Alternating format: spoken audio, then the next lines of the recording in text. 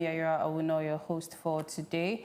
We're coming to you live from the studios of Clock TV, and you can also catch us on GoTV channel 184. And if you're not in the comfort of your home, you can join us via social media, specifically YouTube and Facebook. You can join us via the live stream there, send in your comments, your thoughts, your suggestions, and even your questions, and we'll read them here on the show. Now, today's conversation, we're going to be continuing the discussion about the tragedy on the main discussion. We're going to also be talking about how to express your ideas and emotions on the lifestyle segment. So I'm sure we'll be looking forward to learning about some kind of emotional intelligence or one or two things to pick up from there. Business and sports will be bringing us news as always. Now it's time for motivational quotes for today. Let's prepare to be inspired.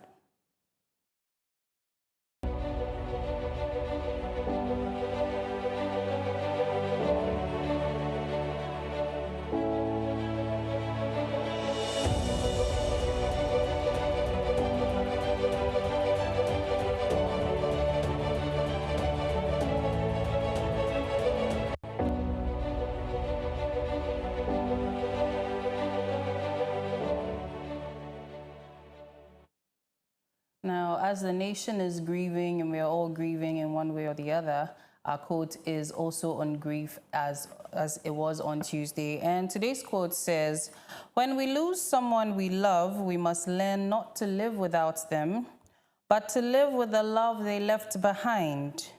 When we lose someone we love, we must learn to not live without them, but to live with the love they left behind." And this is by an unknown person. And this is a very profound statement which beautifully captures the truth around grief, that it is not about erasing the presence of someone we've lost, but rather redefining the relationship we had with them. Their physical absence creates an ache, and yet the love, the lessons and moments we shared do not vanish with their passing. And you know, those gifts that remain are woven into our character, shaping the way we see the world, guiding our choices, and comforting us in quiet moments. To live with the love they left behind means that carrying their essence forward. Now, the sound of their laughter that still echoes in our memory, or their words of wisdom that come to mind when we need direction, the way they made us feel safe, valued, or understood. In doing so, we honor them not by clinging to sorrow, but by allowing their love to continue to influence our lives. It is a shift from the emptiness of loss to the fullness of remembrance, from dwelling on what is gone to embracing what remains, which is love. After all, does not die, it changes form, becoming invisible, but an enduring companion on the road ahead. And so I hope that this quote changes our perspective on grief, especially in times as this when, you know, people have lost their loved ones in a very tragic accident.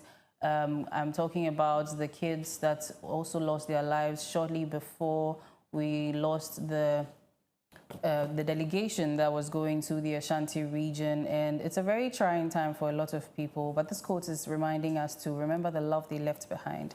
Let us not focus so much on the loss of them, but rather the remembrance of them, all the love, everything that we felt with them in their presence. Their absence should not also rob us of that. And I hope that this inspires you and changes your perspective on grief today as the day also goes on. Share this with somebody, inspire somebody, motivate someone to get out and move forward in life, and also live in the love that's left behind by the deceased. And next is our online and print review with my co-host, and we'll be right back.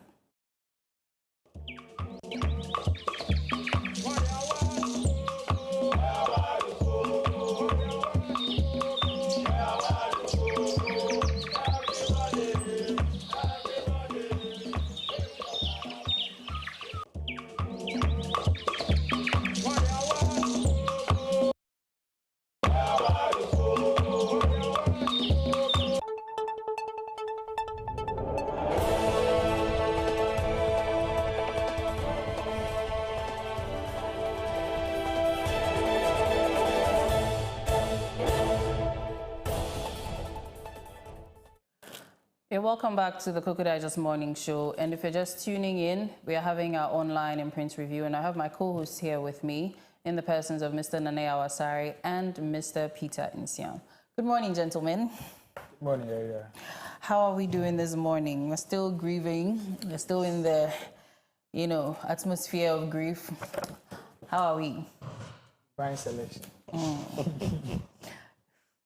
If somebody tells you you're being insensitive, well, it's divine selection that,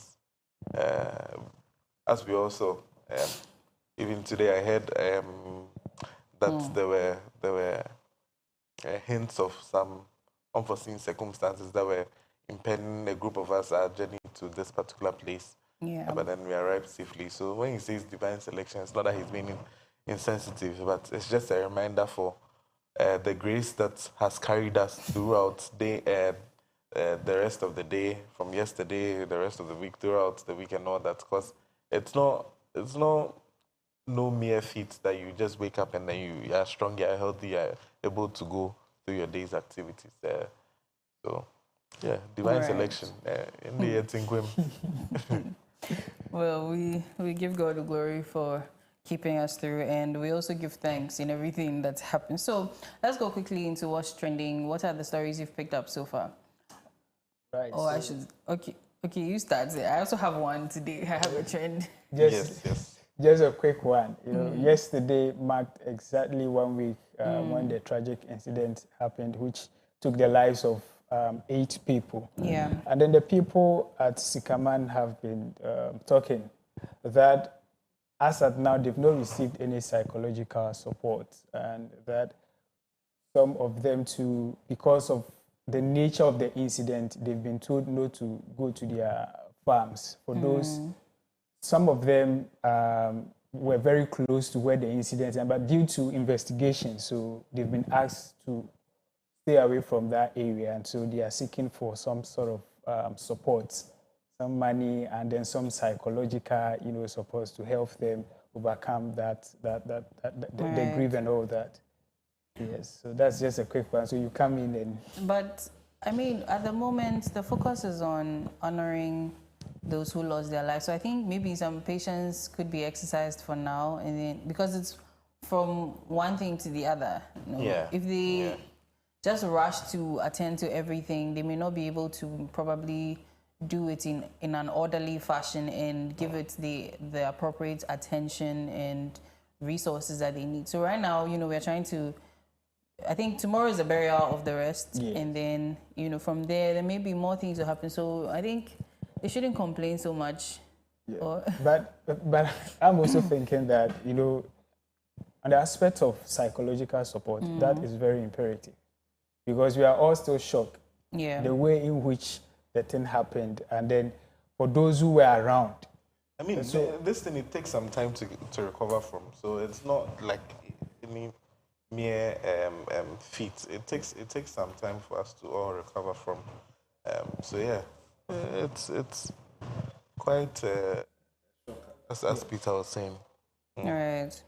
So I have 2 trending stories, but the first one is about the press conference to update the public on arrangements. So this was by the Presidency Communications, and yes, this was issued just yesterday, and it says here, the Funeral Planning Committee will address a press conference to update the public about arrangements and final preparations for the state funeral for the departed 8 on Friday, August 15, 2025. The time is 8:30 a.m.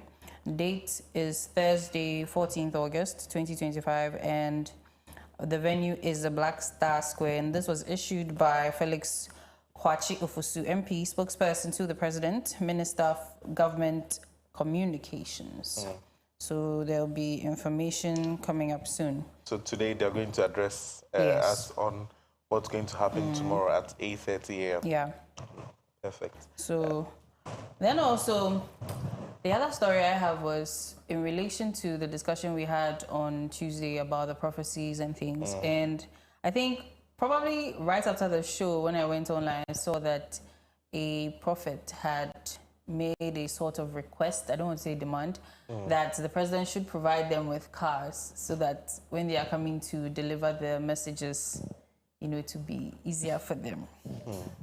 That's my trend. You know, this is what, you know, most Ghanaians were preventing, and that's why they were against, you know, the presidency for coming up with such an initiative. You know, here in this country, it takes a very long time for people to really understand policies like this.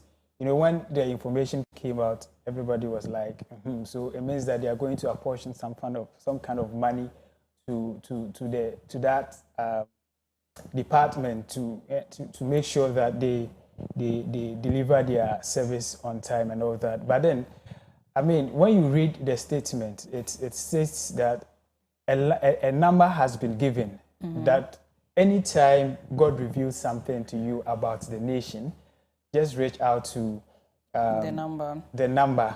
And then when you get to them, whatever prophecy it is, it will be reviewed.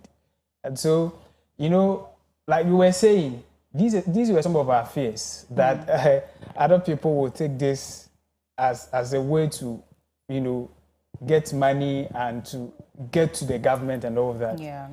And it's very sad. It's very sad.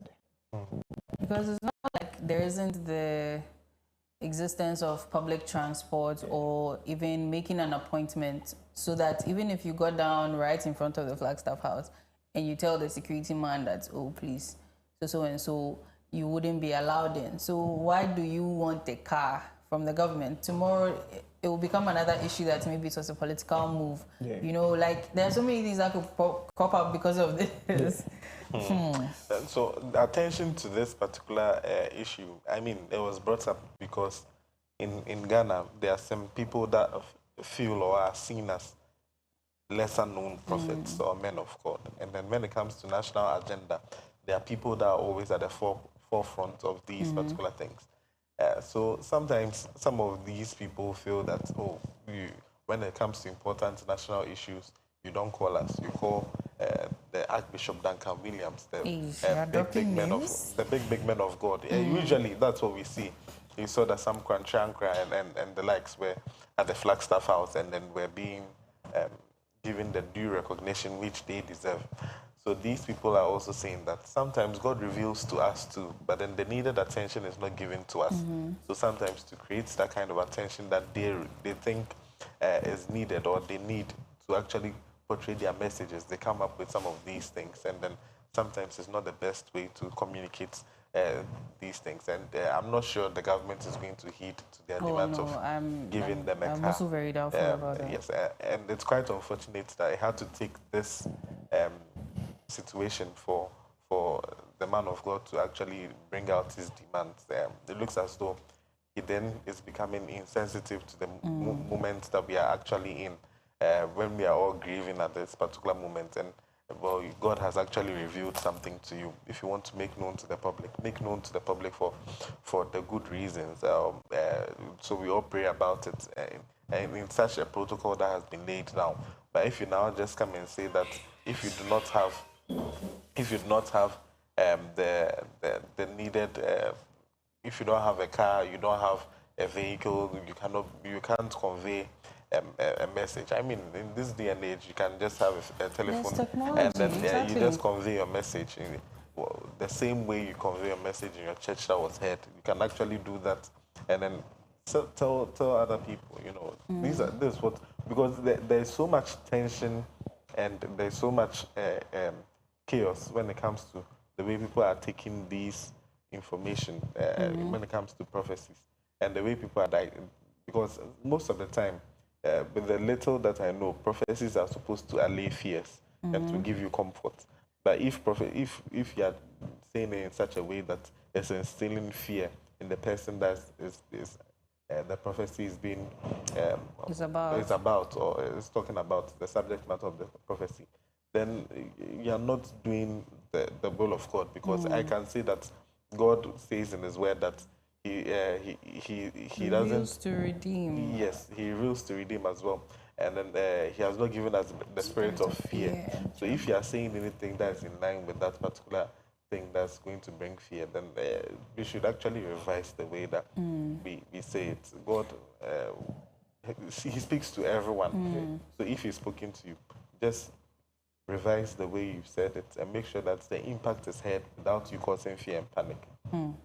And, you know, I also want to ask, so when the government, if and when the government provides these cars for our prophets, will they also come and demand fuel allowances, maintenance allowances?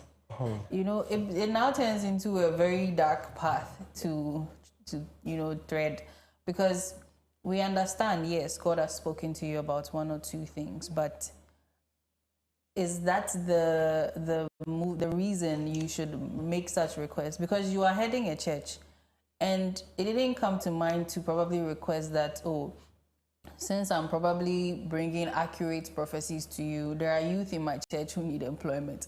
Things like that. Rather, you're asking for a car. What message then does that send to the public about you, the pastor? Because you want a car. It's not like there aren't modes of transport. You yourself, you probably also have a car, because I know most of these religious leaders tend to get support from the clergy or even the church as a whole. You know, that thing where, oh, our pastor doesn't have a car, let's do fundraising and support him, make his life more comfortable so that he can hear the word of God in a smoother way.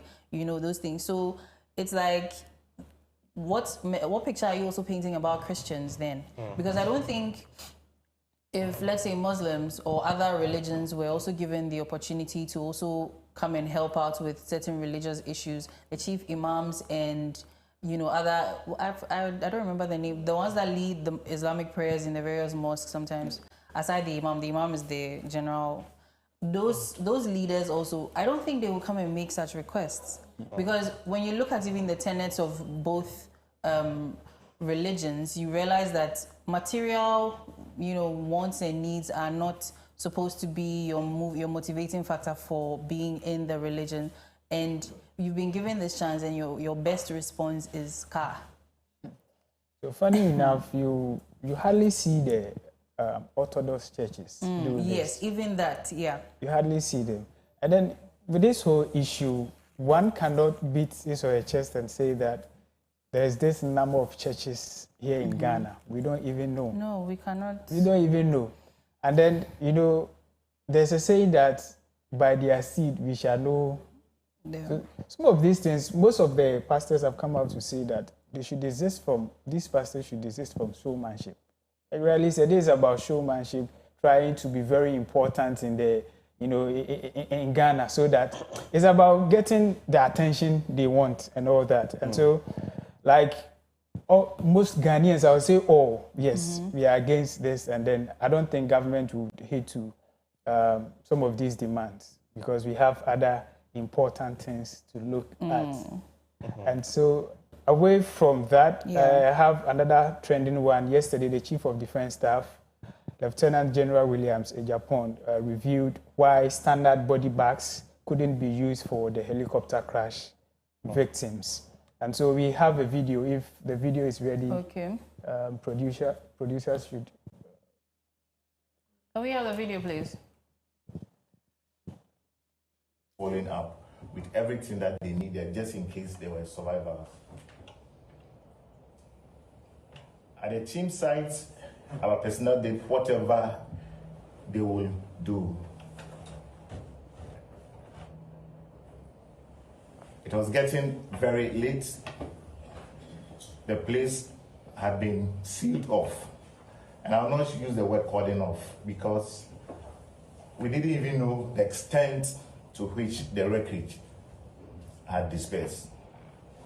As I speak today, every day, the personnel on the ground keep expanding the search, because we don't know exactly where all the wreckage, the bits and parts of the aircraft might be. Let me just run it up by saying that we had to do the recovery effort with the available and appropriate material we have on the ground. We had some body bags at the scene, but the remains were so heated that it was not conducive for the bags to be used. It was in a thick forest. It was getting late. We had the option of leaving our remains there till the following day, and we know what could have happened to the bodies. So the team that was up there assessing the situation decided to use available material they could lay hands on to start to descend the high ground.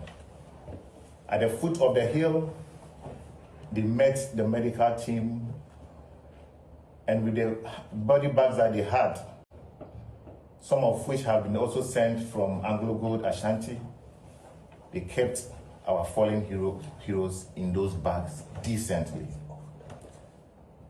They kept them in ambulances and sent them to Kumasi, where they were kept in coffins and draped in national colors, befitting their status as patriots of this country. Subsequently, we moved them to Accra, and you saw the kind of reception that was arranged for them back in Accra. Let me say that all these things were done hurriedly. So there might have been some mistakes. In the morning when the aircraft was taking off, nobody expected any such disaster. But from the crash to Accra, it's possible, likely, that some things might have been done that were not in conformity with our culture. But I must tell you that those who are on the ground assess the situation, and from where I stand, and looking back, I think that they did the best with the resources that they had at hand. So that was the Chief of Defense Staff, Lieutenant General William Ejapong, addressing us. And I'm glad that, you know, they are coming up with information like this to help us, because the misinformation, disinformation that is, you know, all around us is a lot. There is one thing that I commend the government for. And then this one raises concerns about emergency responses. Yeah, so just this Tuesday, we had the Inspectorate Director of NADMO, Mr. Amoyati, who took us through some of the activities or the duties of NADMO. So many times we've seen that anytime an incident occurs, the first respondents are the people closer, the community. Yeah. And then they do not have any experience as to how to, or training, or as to how to handle, you know, situations like that. And so with regards to this helicopter crash, we saw that the first respondents were the closest people around. And then so other people, in situations like this, people go there for either with genuine, you know, desire to support, and others go there to, just to, yes. And then others go there to, for the sake of now social media, to take pictures and post there and all that. But these people end up creating more harm than good, like the man said. And so in this case, they ended up, you know, taking debris from the, you know, crash, which is supposed to aid with investigations and all that. Yeah. At a point, they had to, you know, give a cash reward for people who have taken, you know, stuff from the site to bring them back to help with investigations and all that. So I'm thinking that going forward, like the NADBO man Radi said, there should be a form of education, training, and sensitization for. I know we can't, you know, train everyone in the country, but at least in every region, there should be that form of exercise to train people that see. If you happen to be the first person at the scene at an incident, the first thing you have to do is to call the national, you know, emergency lines, and then the man gave the number as 112, and then NADMO 0299350030. You call before you try to help. If there's no need, like let's say it's an accident scene, you have to support, you know, the victim to take them to hospital. You call before you try to help. Other than that, you have to wait for the emergency response unit to actually come to take control. And, you know, still on that, I remember when we spoke with the ambulance service here on the morning show, They mentioned that sometimes they do have volunteer training exercises. So they train a few people in the community to be able to do the basic first aid. And I think it's something that should continue. They should maybe collaborate with NADMO and others, because I mean, NADMO ambulance service, they're already basically in the same shell, doing the same things, managing disasters, trying to save lives as well, emergency response services, basically. So if more of this is going on, like you're saying, education, sensitization, and training for people, then things like this would not be happening. And then also, there is the aspect of poverty and then the lack of education. Now, helicopter spare parts are probably not as common as vehicle. So I've gotten a wing of helicopter. I might be able to sell it to feed my family. These are all things that, thoughts that could come into people's minds, around these issues. And so it goes back down to the basics, that if the basic needs of the people are provided, where we get to the point where we are actualizing that sense, then things like this would not be happening. Because there are countries where you leave your phone, you may come back to come and meet it, because people are not that desperate to. But even in places like Circle, you could be holding the phone is no longer in your hand, you don't even know how it happened. Yeah. So in that same line, but then thinking about the fact that I think we also need some sort of reform. Let's just think things through. Why would you want to profit from such a catastrophe? From such, no matter how hungry you are, if you should see that human remains are being bent beyond recognition, it should actually let you reflect over certain things and not let you think about avenues with which you can actually say you're going to profit from it. Anyway, I don't think that should even come across your mind when that happens. You find out how you can help in as much as possible, and if you can't, you just call those who are responsible for helping, and then you stay away. So I think NADMO has a lot of work to be done. But then when you look at the area with which the crash happened, sometimes we just give NADMO a lot of stick for not the right reasons. Because when you look at the area with which the crash happened, the place that it happened, even if NADMO had gone on mass sensitization and all that, mind you, the place was in the outskirts it was not very accessible. I remember. So, yes. So the kind of people over there and the kind of training wouldn't have maybe reached them. So sometimes we have to give them a lot of stick than they actually do deserve. And then you look at the fact that the budget, when it comes to the budget of NADMO and then their training and all that, we've come to talk about it time and time again. So it's high time that we sort of, as Peter said, have another look at our emergency response and then the training, and also train people individually. Let's say if NADMO can go on some TV campaigns and all that, partner with TV stations, and if there is an accident, this is the first thing you have to do. Call 112, find out whether you can, if there's fire, stay away. Like, these are some of the things that has to be communicated properly, so that we'll be able to find better response mechanisms to such disasters. All right. So, so these are some of the lessons that we are supposed to learn from it as a country. And then as each and everyone is so desperate, waiting to hear what exactly transpired as to whether the helicopter developed a mechanical fault, whether it crashed on a tree, the mountain, and all that. Some of these things that some of the people took from the ground could have aided, investigation quickly. We are assuming that we saw one viral one with a man with a wristwatch. Imagine if the person had known that when situations like that happen, you are not supposed to pick anything. I had waited for, the trained respondents to come. They could have seen that, the distance from where the thing happened and where the person found the watch, there could be a possibility that other remains could adhere. So because of it is making investigation very difficult.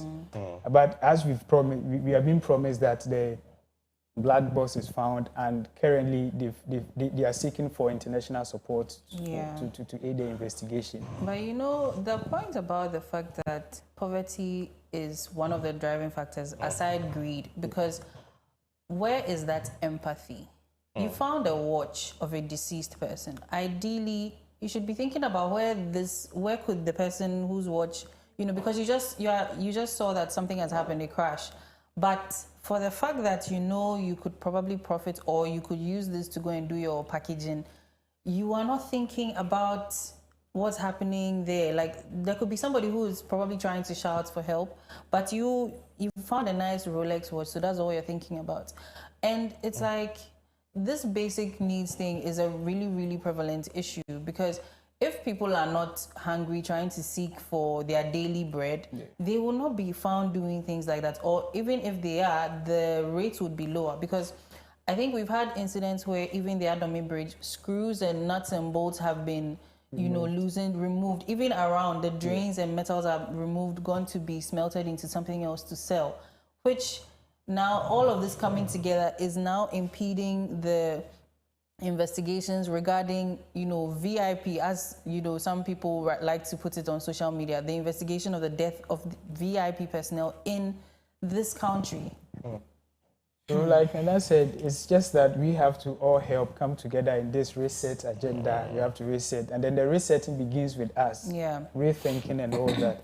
And then this also, there's another thing that we are also to look at, the number of Air Force bases we have in Ghana. Currently, we have 3, that is Accra, Tamale, and Takoradi. And now when you take a look at the Ghana map, you would realize that apart from these 3 places that we have, there are other vast areas that, you know, the Ghana Armed Forces could also consider, you know, getting other Air Force bases to aid support in terms of emergencies like this. So if you take a look at this one, which happened at, you know, somewhere in the Ashanti region, the closest one was, I think, Tamale.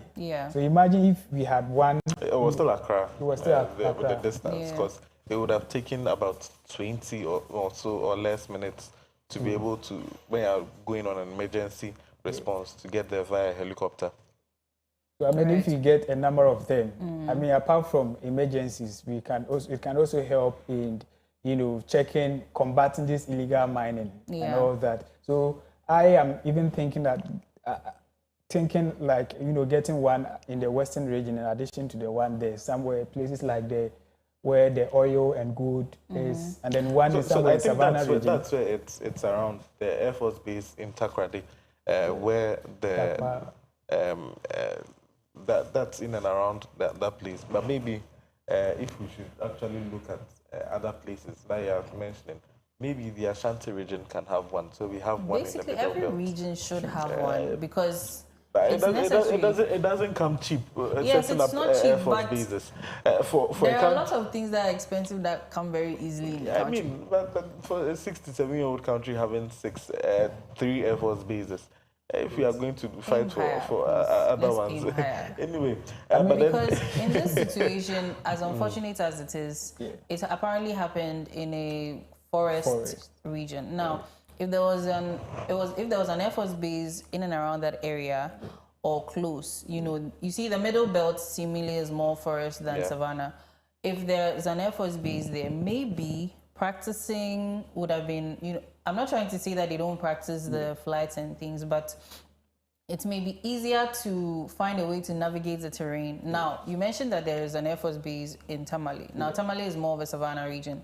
So managing that area would be would come easier to them. I don't know if I'm getting my point across. I do understand you. So with that too, when they are probably going on training sessions, I know they probably do that, but if it is there, it's easier because they are there with it. It's not every now and then that they leave wherever they are to try to navigate another side of the country. Then maybe how to meander through forests or how to find a vast land to land on, or maybe which kind of trees could probably shelter the crash a little easier or something. It could happen that way, no? So I think, yes, every region should have an Air Force base so that these emergency things too, because I know that with the helicopter that was mentioned, it's an all-weather helicopter, and sometimes too, it's even used to help transport some of the civilians here and there and things like that. Now, if it is just 3 regions that have this, what happens when, you know, another region somewhere probably far from the 3 regions needs something as serious as this? Maybe the time, because even with the ambulance service, you know, when they come here, they tell us that when they get the call and their ambulance is in use, they call the nearest ambulance station. Now they come to help out. Now, if the nearest one is so far away, what happens to the emergency response then? Wouldn't the life be lost, or wouldn't people end up trying to help and rather exacerbating the issue? So when I spoke about the Western region, so I was talking about the Jomboro Elembele district. Okay. That side where there's oil and all that. That side. You know, from that side to the Takwa area is a bit ahead. And so when we have those, just to protect and they the can oil. even be doing some surveillance in the nights or something. It doesn't I mean, come cheap. they don't have an oil, they don't have an Air Force base. But then what they do have is they have landing spots, sometimes even on the oil rigs themselves. They actually are transported there via helicopters and all that. If not other smaller ships, they are transported there via helicopters. They have helipads and all that stuff. You can actually land safely on there. But then a lot of people are also calling for swift response when it comes to, not swift response, but, well, if I can call it, they are calling for a hastening of the investigation process. But then 2 people, 2 known people. The first one is Professor of Aerospace Engineering, that's Besia Jekum. He's actually come out to say that they should just take their time, because some of these investigations actually take a lot of time. He is also an astute plane crash investigator. He's actually come out to say that they should just relax, take their time, because it takes more than a month. Sometimes even it takes up to years for the findings to actually come out. Also, Colonel Nelson, who we actually spoke to, Wing Commander Nelson, who we actually spoke to, also came out to talk about everyone remaining calm and making sure that speculations and all that are put put aside in managing this. But then the Ada MP, who is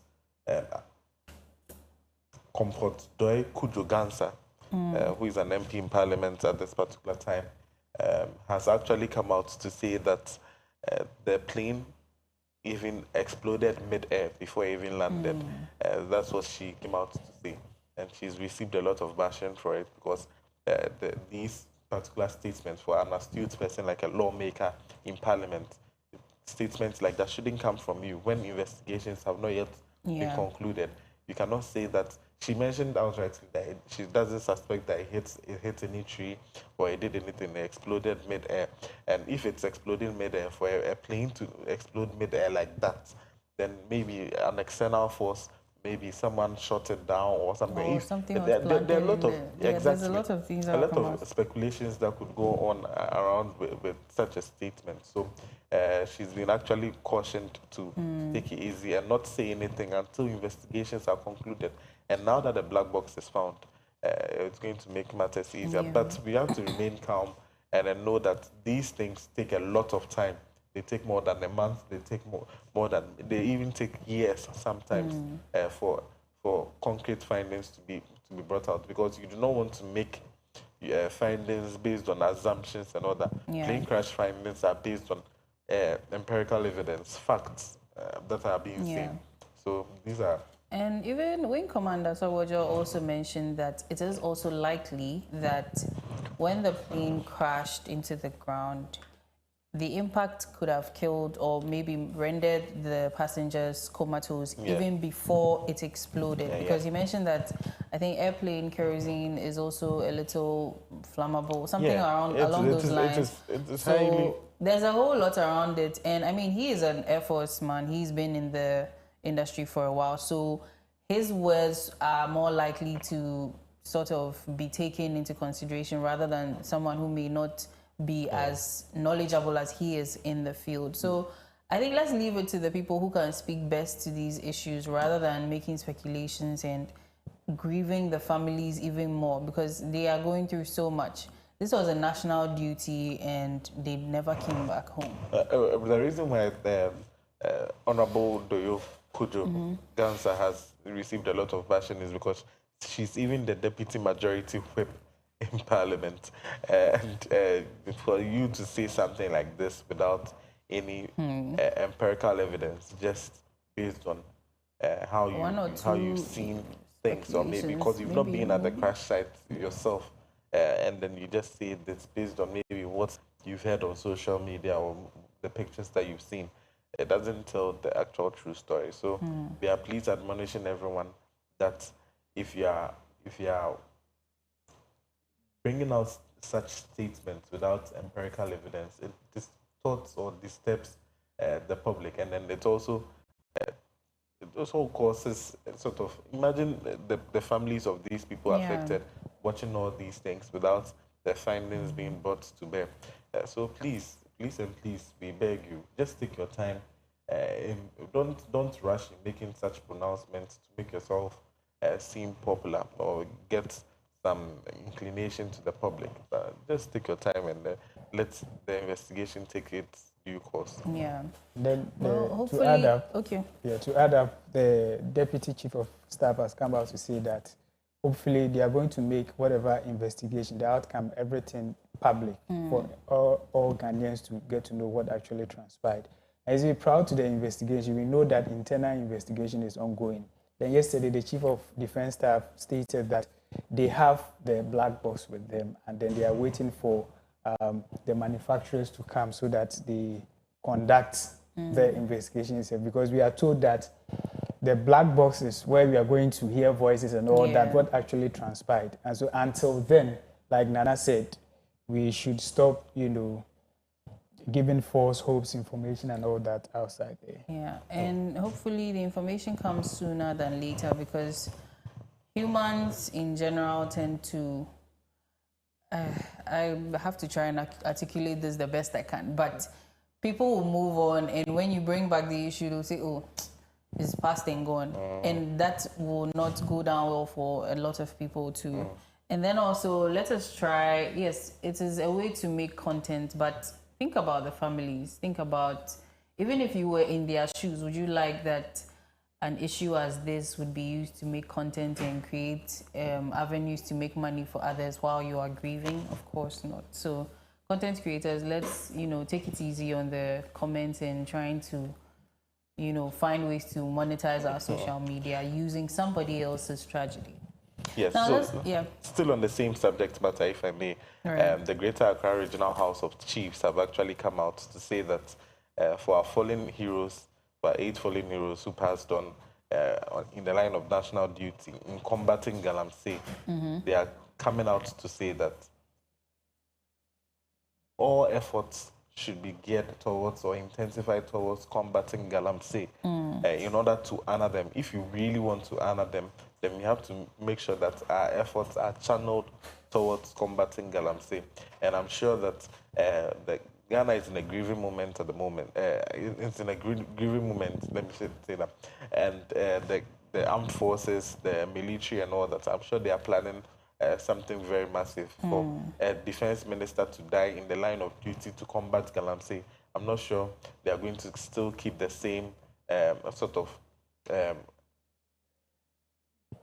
they are going to keep the same stance without making it more aggressive against Galamsey. So, yes, it remains to be seen. Let's wait after the funeral and let's wait a bit to see the next steps to be taken. But that's what the Greater Accra Regional House of Chiefs have actually come out to say. All right, so let's go into your digitalized newspapers quickly, then we wrap up. So, Peter, what do you have for us? Okay, so I have Daily Graphic, and on the front page, we have equipped armed forces to deal with disasters, former National Security Minister. And then we have military invite experts, manufacturer to examine the black box. That is Lieutenant General William Ejapon. Yes. And then we also have stronger legislation needed for forensic DNA testing. Then we have vigil held at Burma Camp Takrady for departed patriots. Yes. That's on the front page of the Daily Graphic. And we've talked about most of the news we have here. Yes. Right. So, Nanea, what do you also have on your newspaper? Well, I have the graphic sports, and this particular week has been very, very intensive for Ghana football. When I talk about intensive, they had their Congress. And before that, the Congress, we know that the media's involvement when it comes to Congress.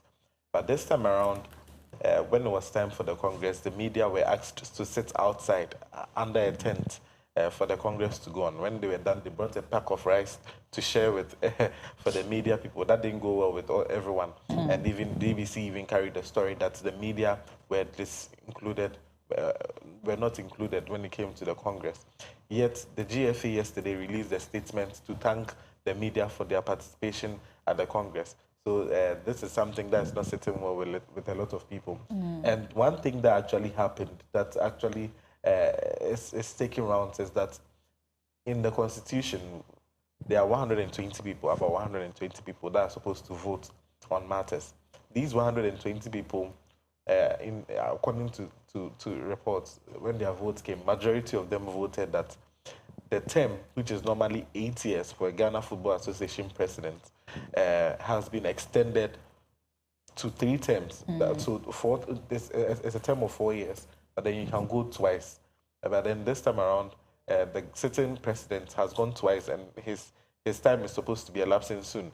But he's actually gone for an amendment of the Constitution, and then made people vote, or the people voted that he can go for a third term, making it 12 years in total. And this hasn't sat well with a lot of people, and people are saying that this is the reason why the media was not included. And this is what is making rounds in the graphic sports. 8 years is enough. Kudo Intofianu is saying, and he slammed his proposal to extend GFA presidential term. Mind you, this particular paper was produced just a day before the Congress. And then Kudu Ntofianu, an astute man when it comes to Ghana sports, has actually come to say that 8 years is enough. But looking at what has happened, they didn't heed to his call. So they've gone for another term. Dramani failed to deliver trophies for Hearts. Coach Masood Didi Dramani is the Hearts of Oak coach at the moment, and then he's fired up and geared up to deliver trophies for Hearts. Accra Hearts of Oak has been on the periphery of Ghana football for some time. Nubia makes big splash in Singapore. Nubia, Ghana's swimmer, has also made a big splash in Singapore and is making rounds. So these are the stories making the rounds in the graphic sports. All right. Yeah, before you come, yesterday something happened. You've not talked about that. Yes. The Super Cup. Tottenham did the most Tottenham thing ever. They did their most Spurs thing ever. They were leading by 2-0 against the European champions in the UEFA Super Cup. And then just about 5 minutes to go, there was an equalizer, 2-2, and then they lost on penalties. So Tottenham did the Spurs thing. Kudus has joined Tottenham, and it doesn't seem that Kudus will be taking any trophies soon, anytime soon, because Spurs are not known for doing that. But I'm sad. I was watching. You'll be fine. You this football, you'll be fine. Right. So, if you want more of those stories, you can check the Graphic Sports and the Daily Graphic, or go online and read more about them. Thank you so much for joining me for the online and print review here. Up next is a lifestyle segment, and also I'd like to mention that along the line in the show, we'll be having guests who will be giving us a little bit of the overview of the upcoming Homo celebrations here in Accra. So we'll be speaking with them, talking about their preparations and what to expect. So, of course, you should expect that on the show as well. Next is a lifestyle segment, so please do stay tuned.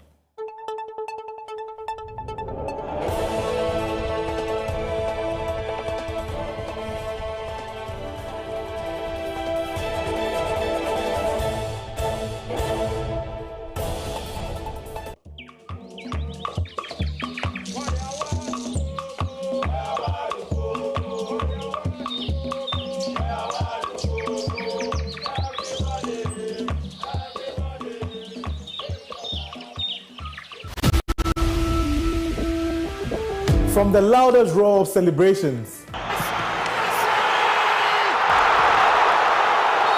to the deafening silence of defeat, we live it here on Clock Sports.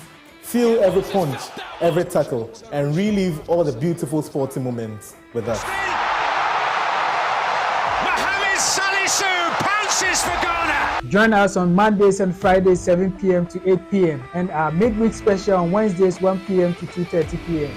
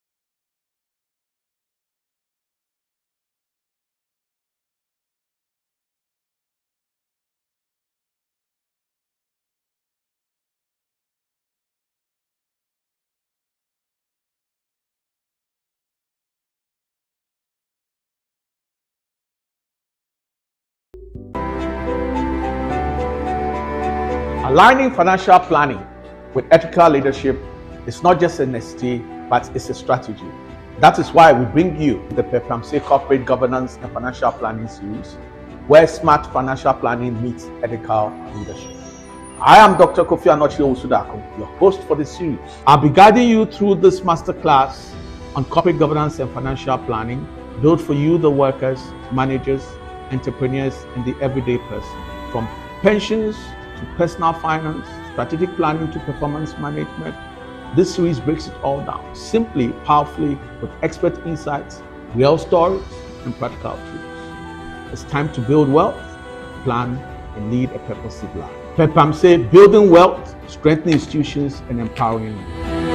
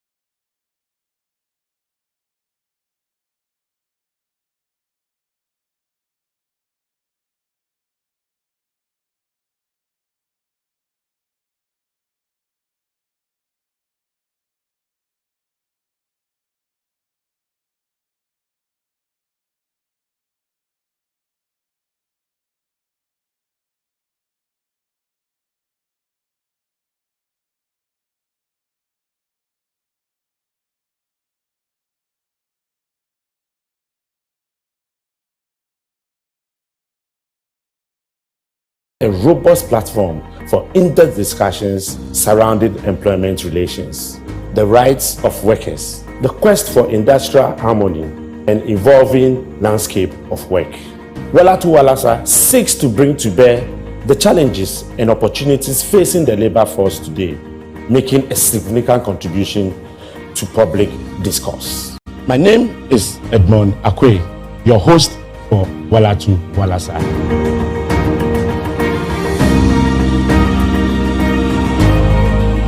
Are you a young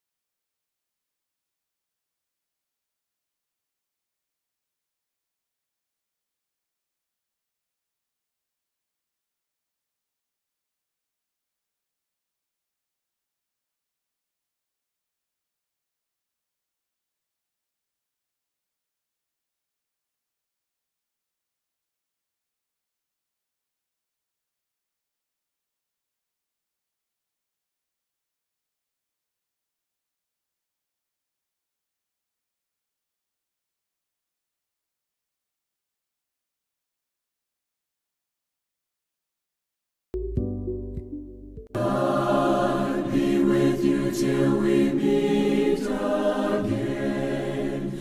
By his counsels guide uphold you. With his sheep securely fold you. God be with you till we meet again. Till we meet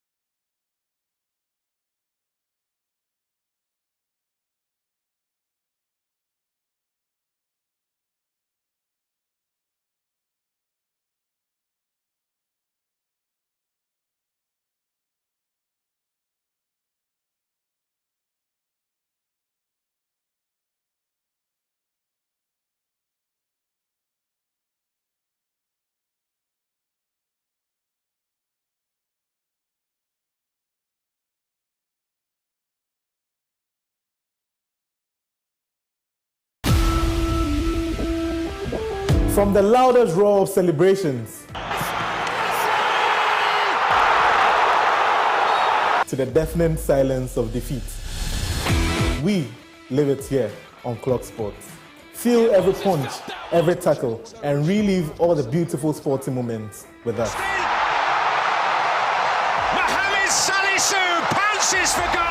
Join us on Mondays and Fridays 7 p.m. to 8 p.m. and our midweek special on Wednesdays 1 p.m. to 2:30 p.m.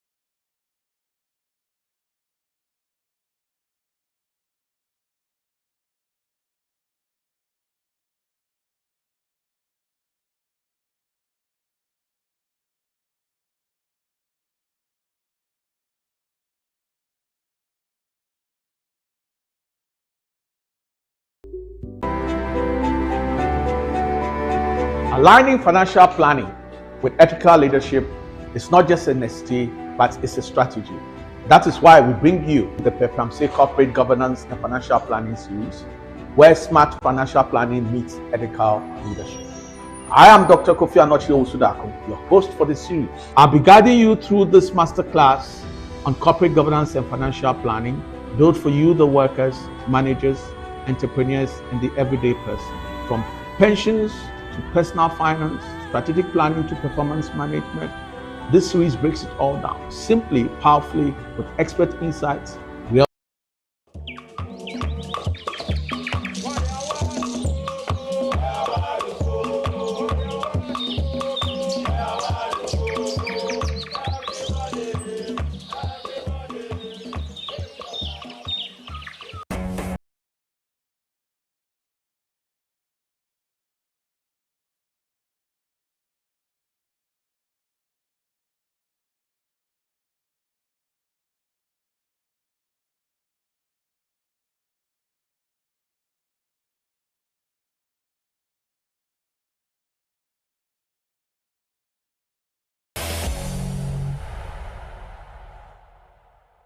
Lovely viewers, good morning and welcome to the Sports Update segment on your favorite morning show, the Koko Digest Morning Show. My name is Benedict Nketia, and joining me today is Nanayo Asare. And of course, you know, here we bring you nothing but the best in the world of sport. We are covering all the action, both local and international. So join us today as we dive into the world of sport.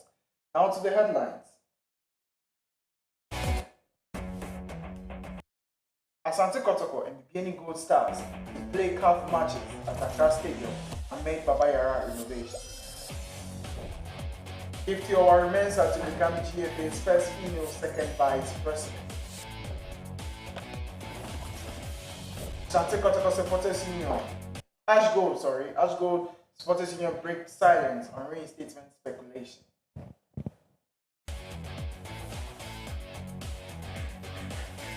And of course, the UEFA Super Cup final, PSG win UEFA Super Cup after epic late comeback. Now to the main story.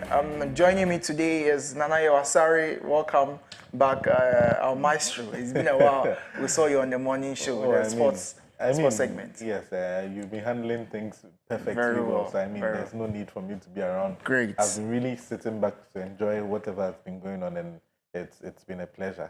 A pleasure. Great. It's good to have you back. As always, you too. Let's go to the main story. Asante Kotoko and Bibiani Gold Stars made the Baba Yara renovations.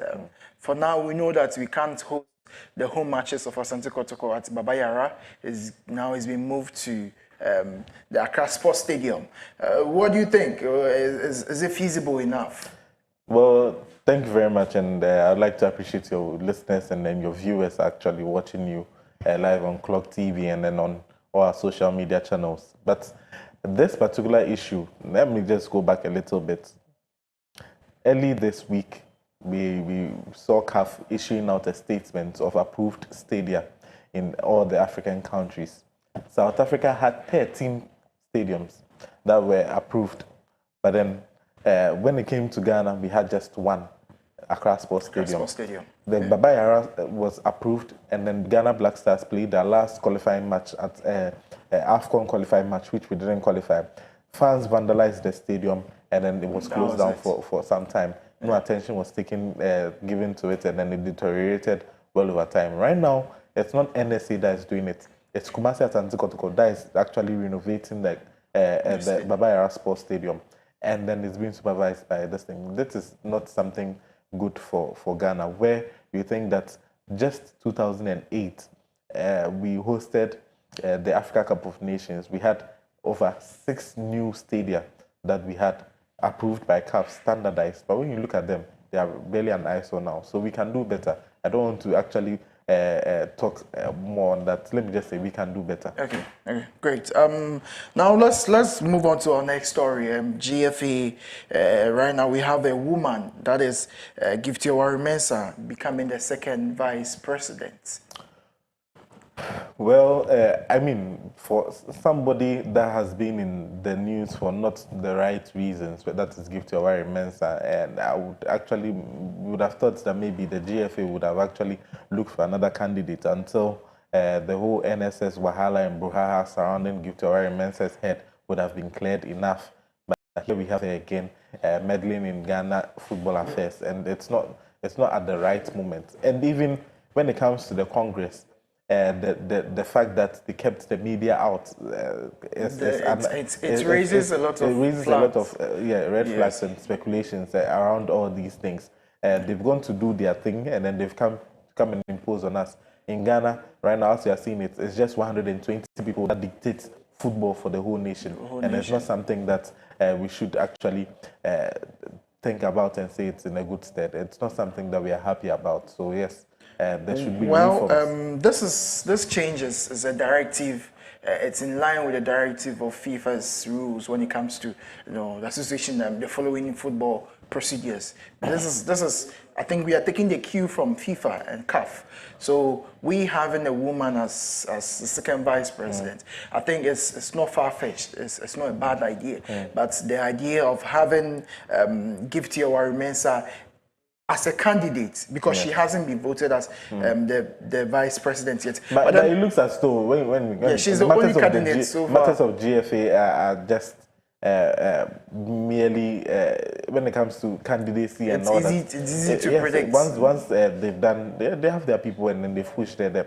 And what I'm actually saying is, for a person of her caliber who has a lot of brouhaha and uncertainties surrounding her when it comes to the national service scheme and all the corruption-related charges, you would have wanted the GFA to wait a little bit, or brought another candidate, a new person, a new face.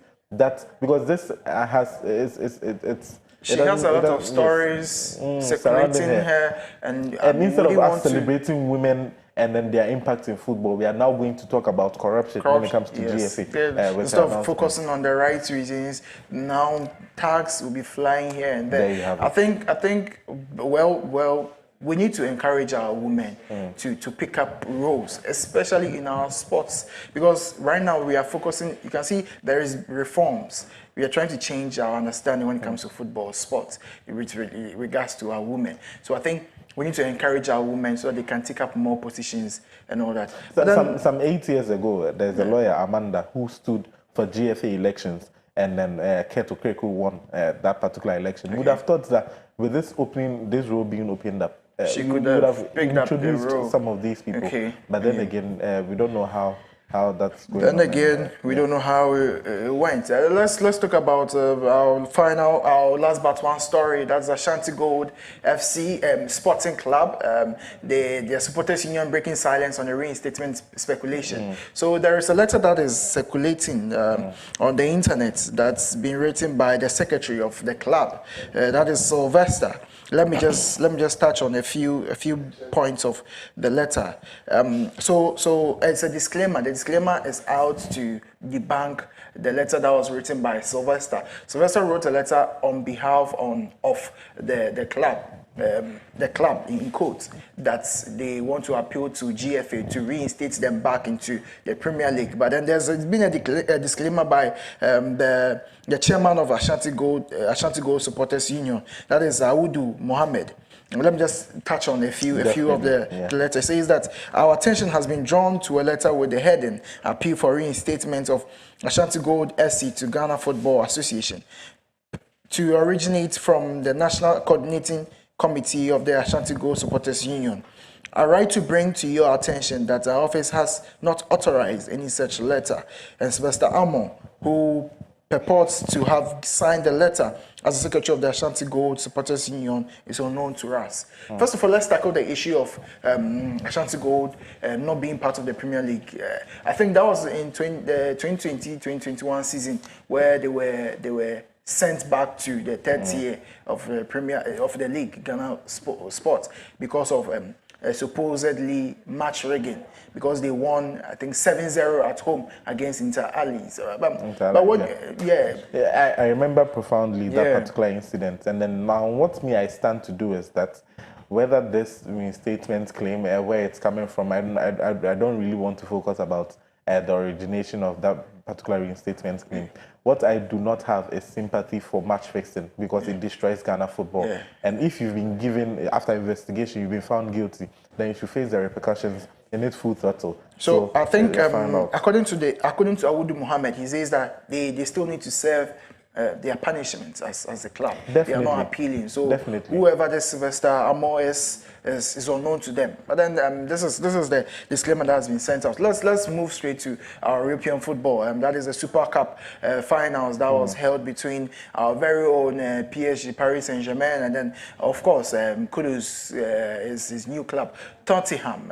There was a late comeback, unfortunately. But fortunately, well, for me, fortunately, yes. Wow. Because for me, Tottenham did the very Spurs thing that they could have actually done.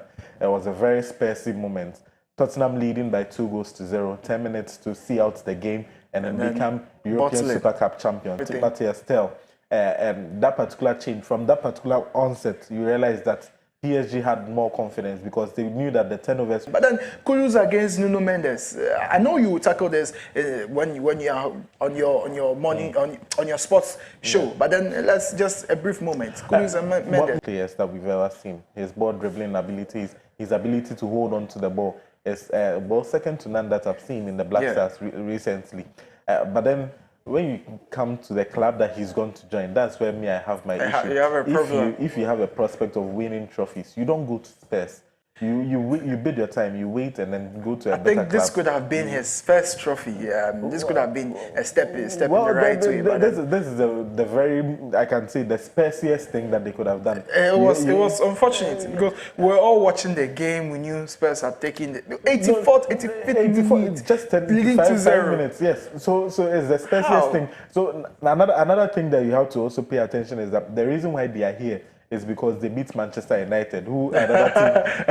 If they had faced off another team, not being Manchester United in the final, then I'm tread sure. Carefully because our boss is a United fan. They were there because not two clubs in a final. You cannot take the two of them. If finals could end in draws, we'd have fixed the two of them. Anyway, that was it for the Sports Update segment. My name is Benedict Nketiakwat, and I was joined today by the sports maestro, Nanayo Asari. Thank you for being with us, Nanayo Asari. Anytime. Next is the lifestyle segment. The business segment, I think. Oh, sorry. Yes. Next is the business segment.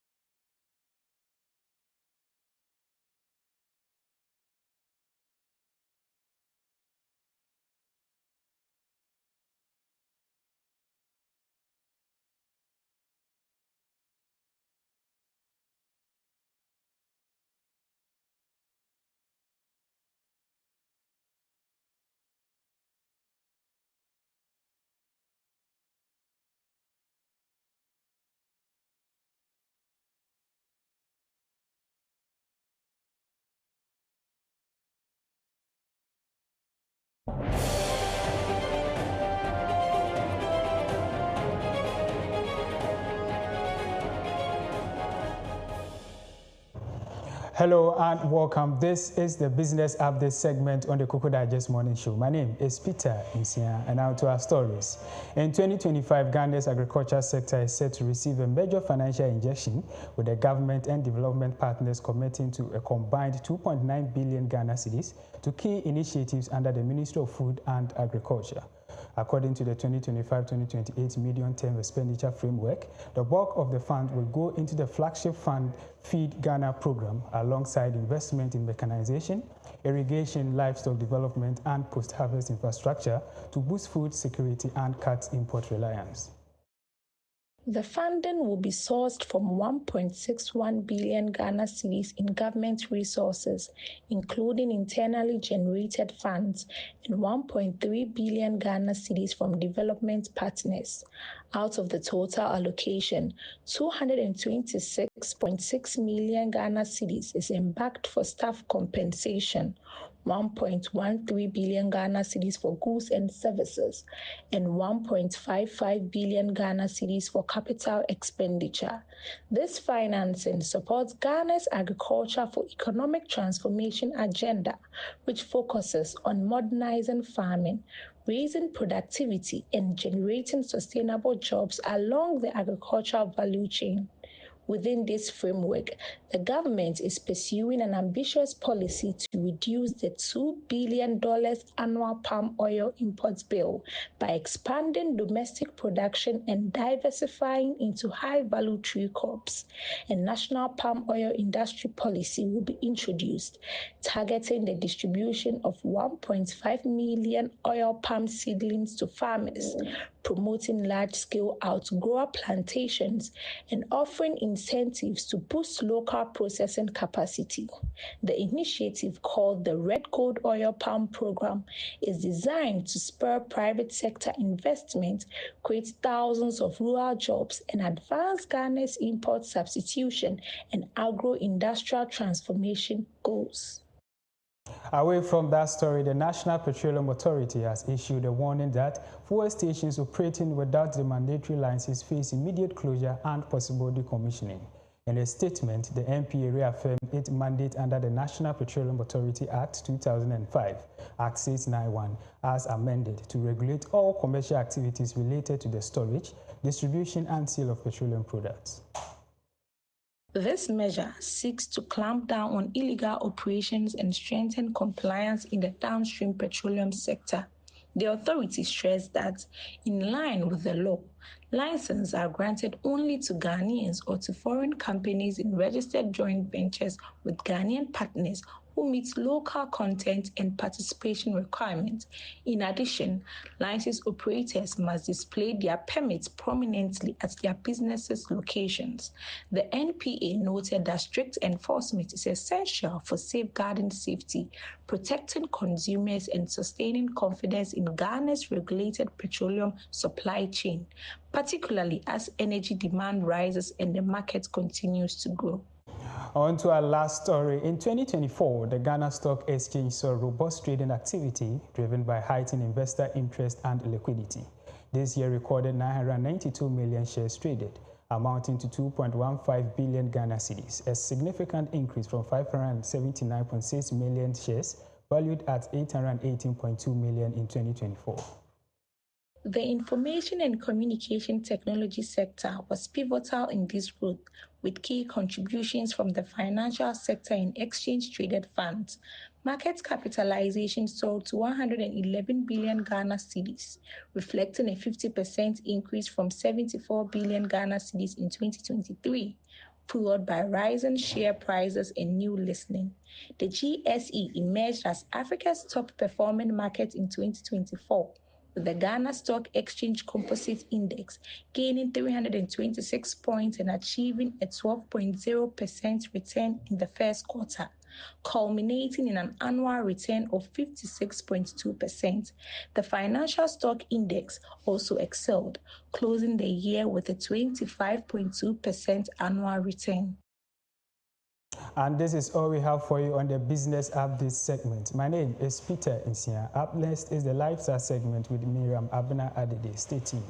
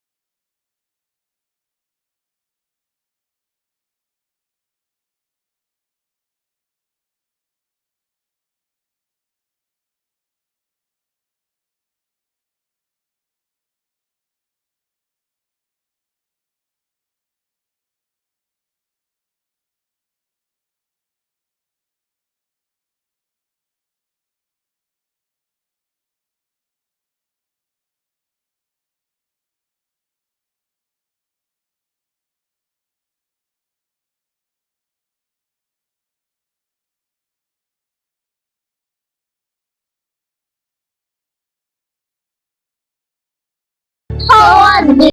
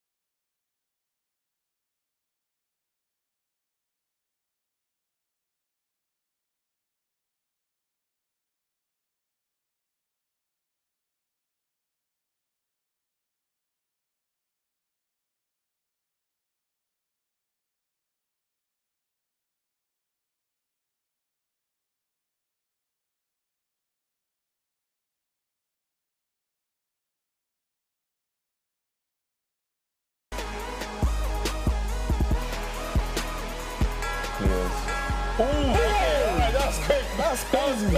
That was quick. He's going to be able to draw level. Yeah. Wow. Wow.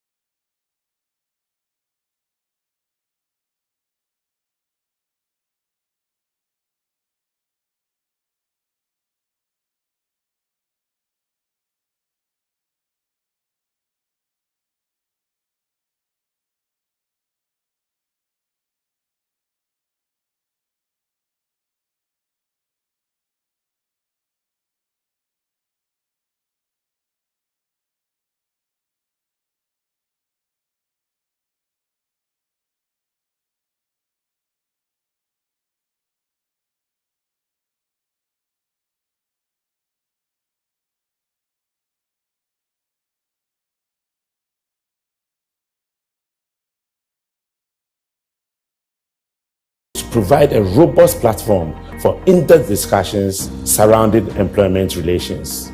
The right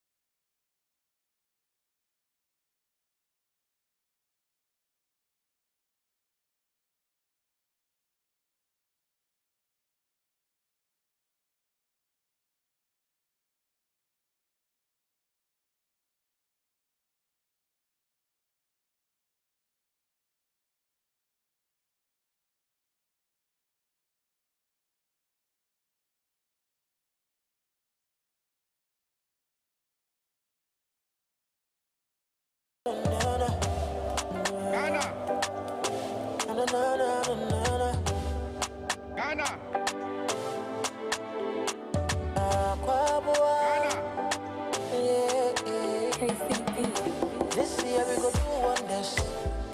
We go show progress. We go conquer with prayers. What did they do, dear? Concept. We go run.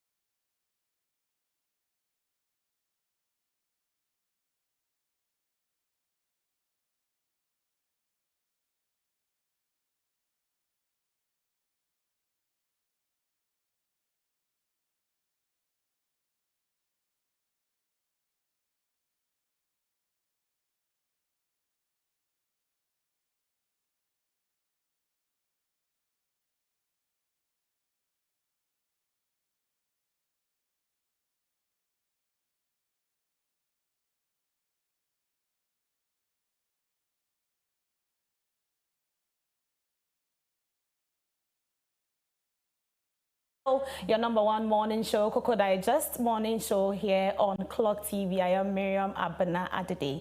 Now, they always say that a picture is worth 1,000 words, but you know, some pieces of art come together to express thousands of emotions. And today we are here to just explore, you know, how artists express how they feel or their emotions through their artistic words or their drawings. And joining us in the studio today, we have a very, very young artist in the person of Helen Esuman.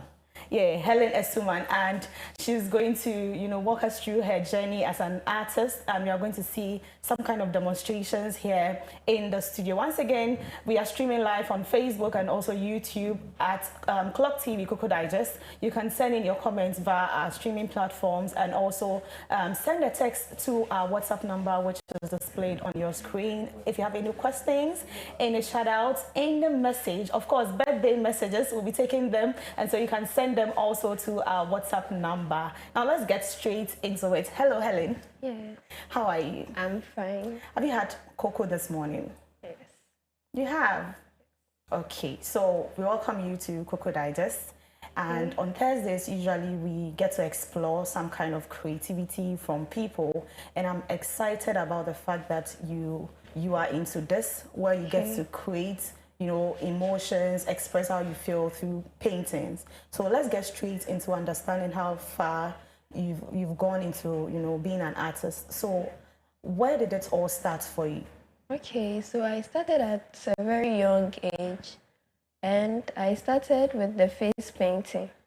face painting. Yes, Oh, okay. for kids at Junction Mall. Oh, okay. So I realized I was getting very good with the painting and other art stuff. So I put more interest in them. In them, okay. So behind us are a few, works from you that are on display. And I can see we have two of our former ministers, Honorable John Kuma and also Mutala Mohammed. What really inspired these creations?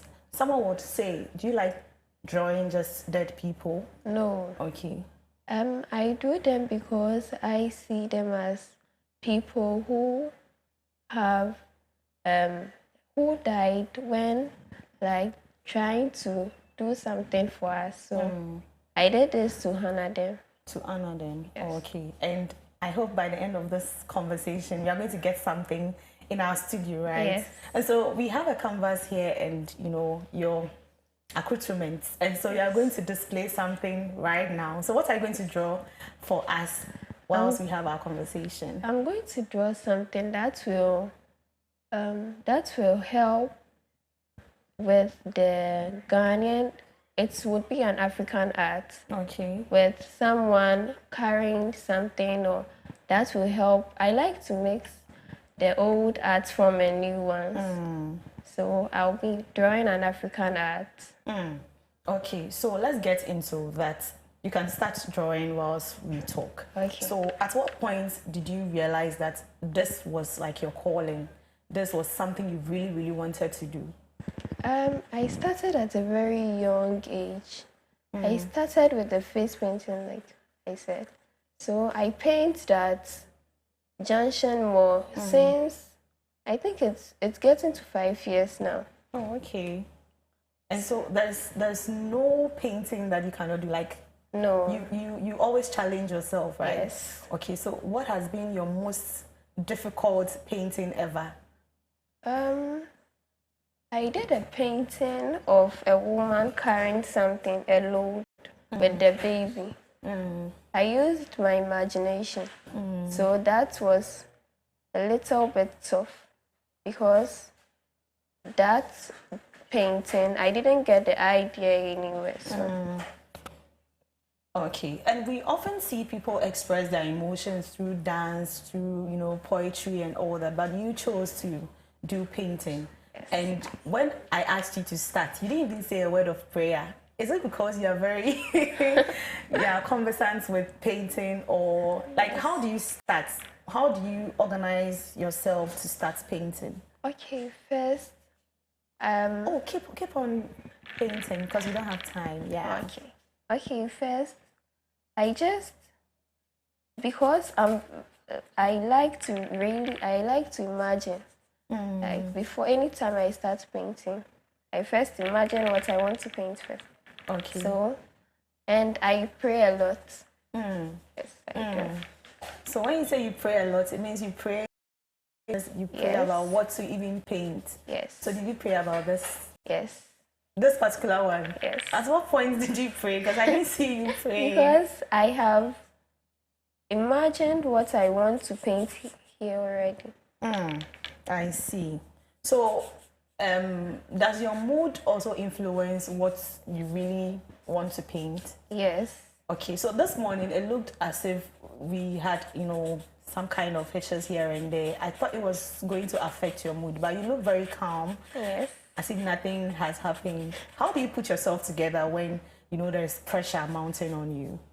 Normally, I just focus on the painting because I get to express myself through my art.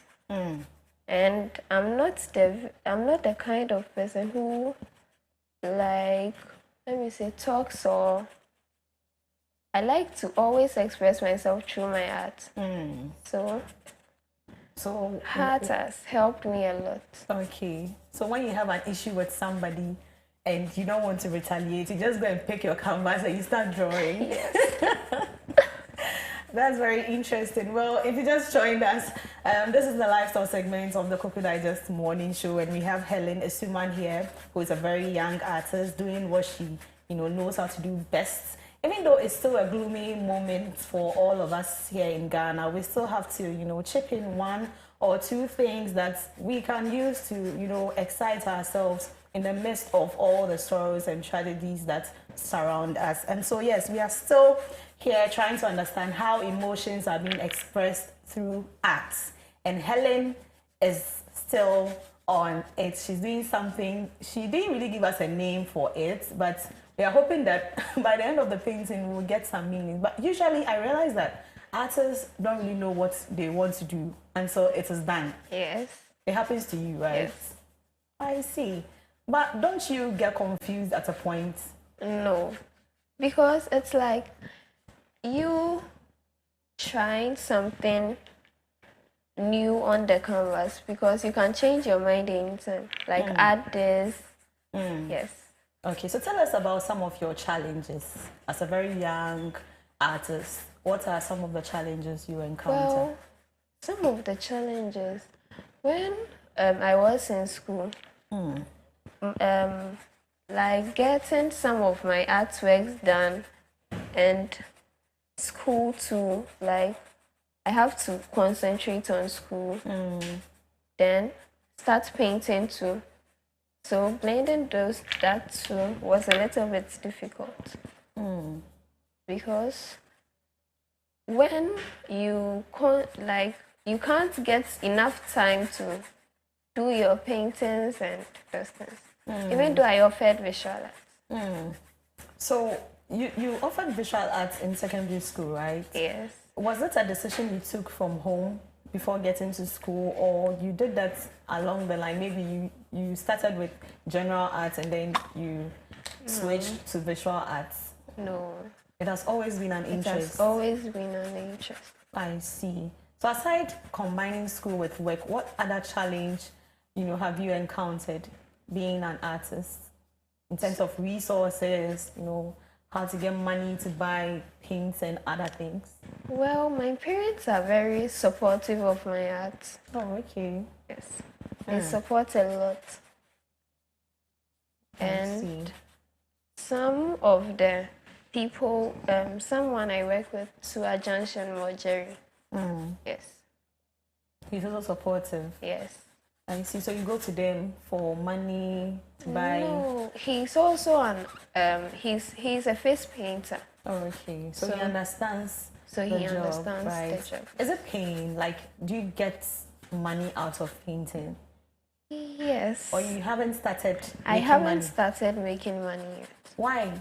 Because you are good. Look at, the beautiful things you have done, and you don't take money. You just do it for free. No. I wanted you to paint me, but I'm scared. Oh.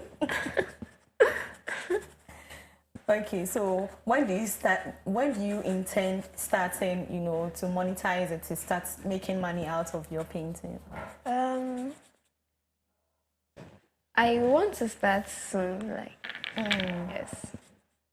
Because I normally do artworks for people who, sometimes most of them are pencil sketches and the pen art too. Oh, okay. Okay. So they place an order and then you do it for them? Yes. And then you get paid? Yes. Oh, okay. So for now, you're just focused on painting. You don't do anything aside painting? No. Not even schooling? You are done with school? No, I'll be yes, I'm done with senior high school, but I'll be going to uni soon. Okay. Which uni? Winneba. Oh, I see. You didn't go to Cape Coast University. Anyways, I'm enjoying, what you're doing. I don't even know what you're doing, but it looks nice. We haven't gotten anywhere, but it looks very nice. So how do you get ideas as to what to really paint? Most of my ideas are from the Ghanaian culture, lifestyle, and sometimes my emotions and nature. Okay. I'm interested in your emotions because you're very young. So when you say emotions, what do you really mean? Is it broken hearts? No. What exactly? Like sometimes when I face some challenges or something, whether in school, home, anyway, I just put it all on the canvas. I see. And So try tell to us paint about something. some of the challenges you face in school. I'm interested. Sometimes, when I was in school, I was very small. You are still small. Yes. But you're very cute. I mean, I have to say you're cute. And so you were very small. Yes. And what happened? I was very small, and my mates, at first, they were like, is she a child? So, like, when I came, I was like, like, I'm in the same class with three people. And some of them are even my age mates. And they look at your stature and then they say you're very small, you're a child. Yes. Why would they do that? That's so bad. Anyways, and so when they say these things, you just pick a canvas and you start drawing. Yes. Hey. This is very interesting, I must say. And so, where do you come from? Cape Coast. Cape Coast? Yes. Okay. And you mentioned that you also know how to speak Ga. Yes. So it means you have this Ga-ish, lifestyle. Not really. Not really, because my mom is a Ga. Your mom is a Ga? Yes. Oh, okay. So I'm asking because I want to know how your background also influences the kind of things you draw, kind of painting. Because when it comes to painting, like I think the Gans are also very good at, these things, especially during Charlotte Festival and all that. You see the display and so beautiful.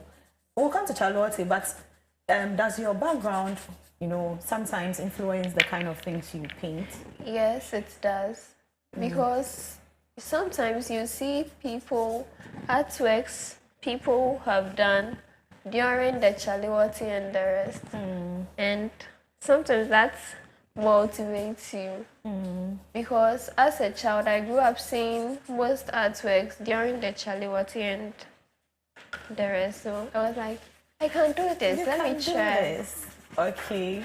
And so this, are you repping? Are you going to display any of your artworks? Yes, I will. You will? Last year, were you there? No. Okay. And so it means you're going to make some money out of that, right? Yes. If you don't make money, I'll be disappointed. Because you're very, very good. And so do you enjoy doing this? I know you say yes. But don't you sometimes feel like giving up because maybe it's not paying or it's a waste of time or something? Yes, sometimes. Because sometimes, even though my parents support, not everyone sees art as something that could, people most at times see it as a side job or something you should do. Full-time business. Something you should do when working.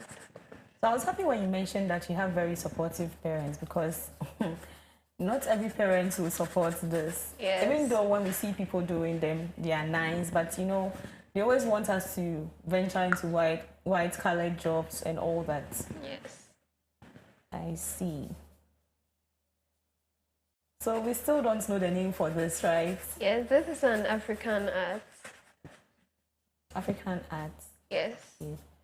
So how many years have you been painting? I didn't ask from the beginning.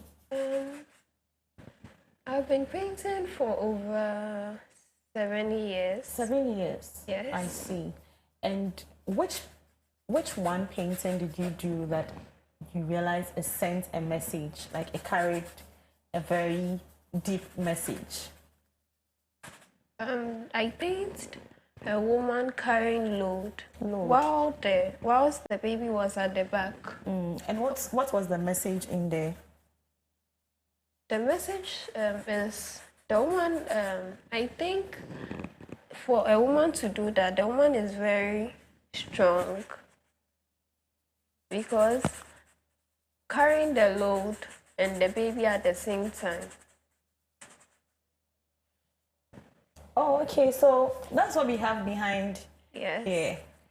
I don't know if we can our camera zoom into this? So this is a woman carrying, but Tawantos is not a load, Anna.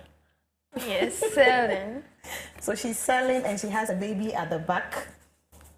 Oh, okay. And you said, what's the message again? The message shows a strong woman because carrying the load and the baby at the same time, carrying the things she's selling and the baby at the same time. I normally see that because my mom sells at the market, so I normally see people. Okay. So my producer says I should put it on my laps. If I put it on my laps, am I not going to cover my face? I need to also see what's happening. But I mean, this is very beautiful. This is very, very beautiful. Among all the paintings, it was something that really caught my attention, and I'm happy that she's talking about it. This is something very relatable. We have always been seeing people in the market carrying load and still having their babies at the back end. You know, as observant as Helen is, she, transformed this into a painting or a drawing, and this is what we have here. So Helen is so good at what she does, and yeah. So we'll be wrapping up shortly. Helen, does it look like we are finishing now? Yes. Okay. Okay. So what do you do to motivate yourself anytime you get the chance to draw or paint? Well, I just Do you listen to music? Do you? Yes. Do you like to dance? No, I don't know how to dance. Oh, because we're going to dance after this, so we always dance with my guests, so.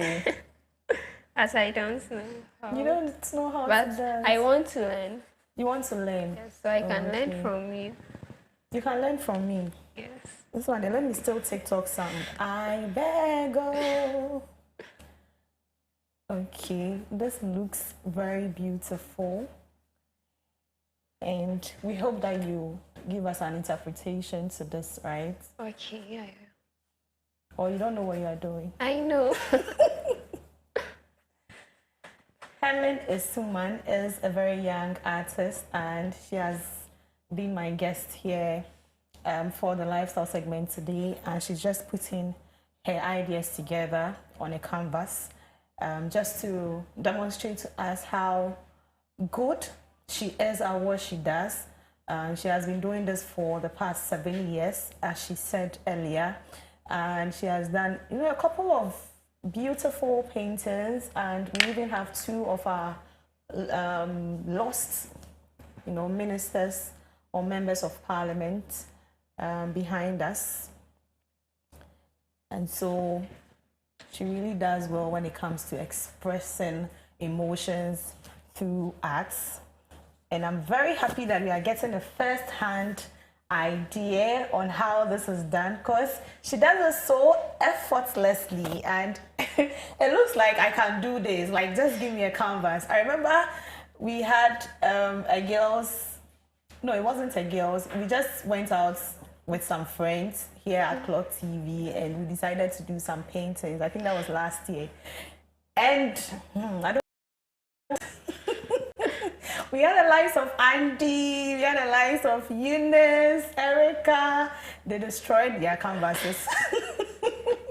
And so I can see that they are very, very, very, attentive here with us. They are learning a lot.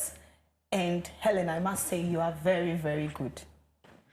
Thank you. You are very, very, very good. Thank you. It is all coming together to make sense. Like, at the beginning, I didn't know what you were doing, but it looks like it's making sense.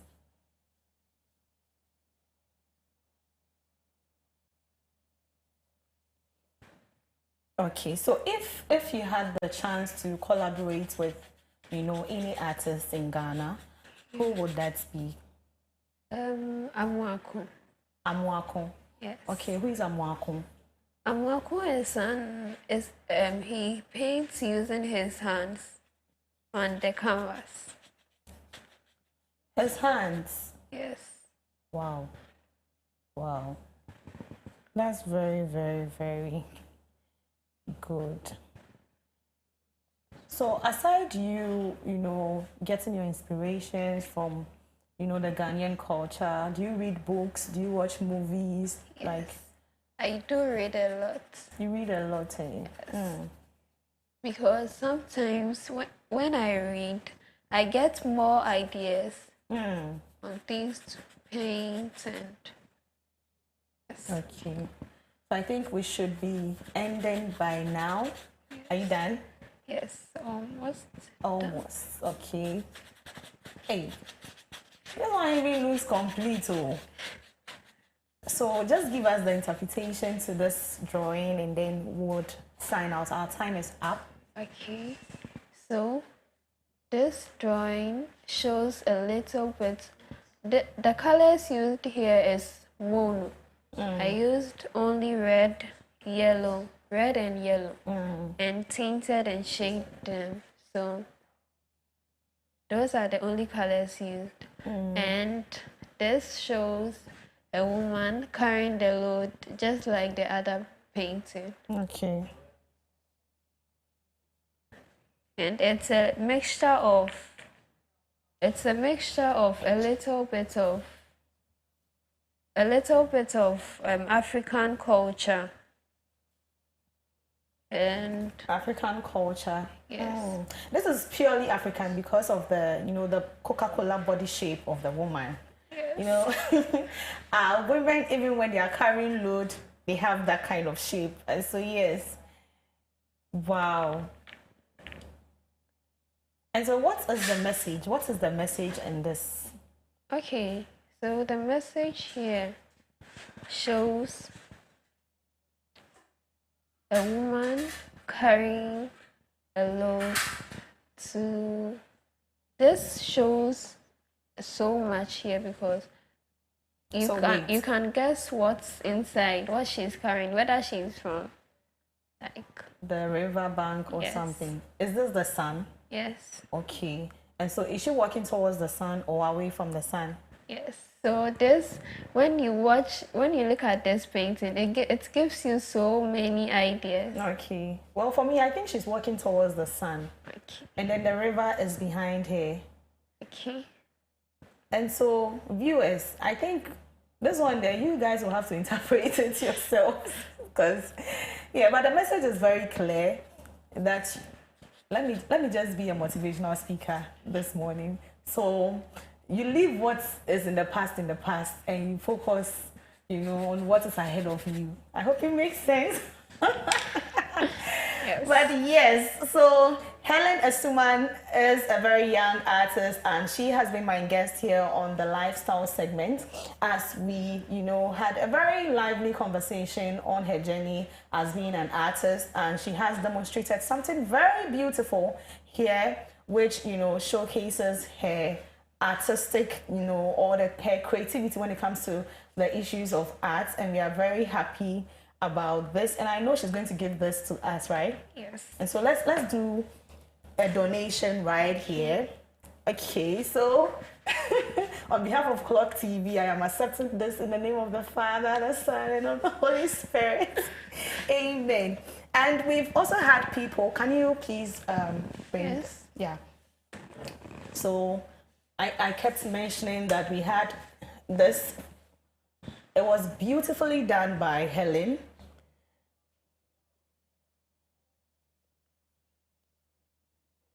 This is our late Member of Parliament, Honorable Ernest Kumi, and is very, very beautiful. May his soul rest in peace. And his 1 week celebration will be held, I think, on the 20th of August. Yeah, 20th of August. And we also have this. We also have Honorable Mutala Mohammed, who we lost, you know, as part of the 8 gallant men who were involved in the helicopter crash on the 6th of August. And this was also beautifully designed by Helen. And these are, you used pen, right? Yes. Yeah.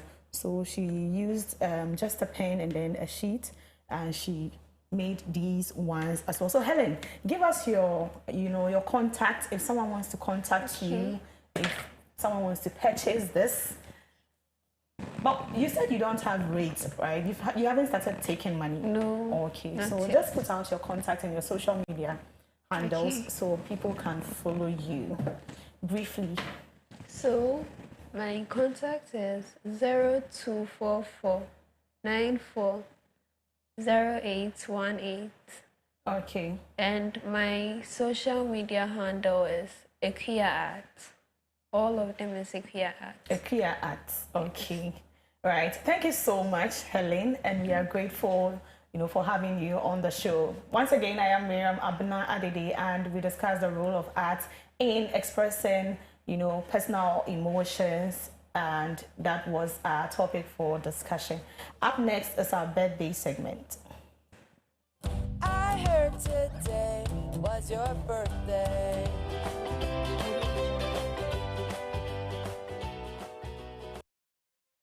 I heard today was your birthday.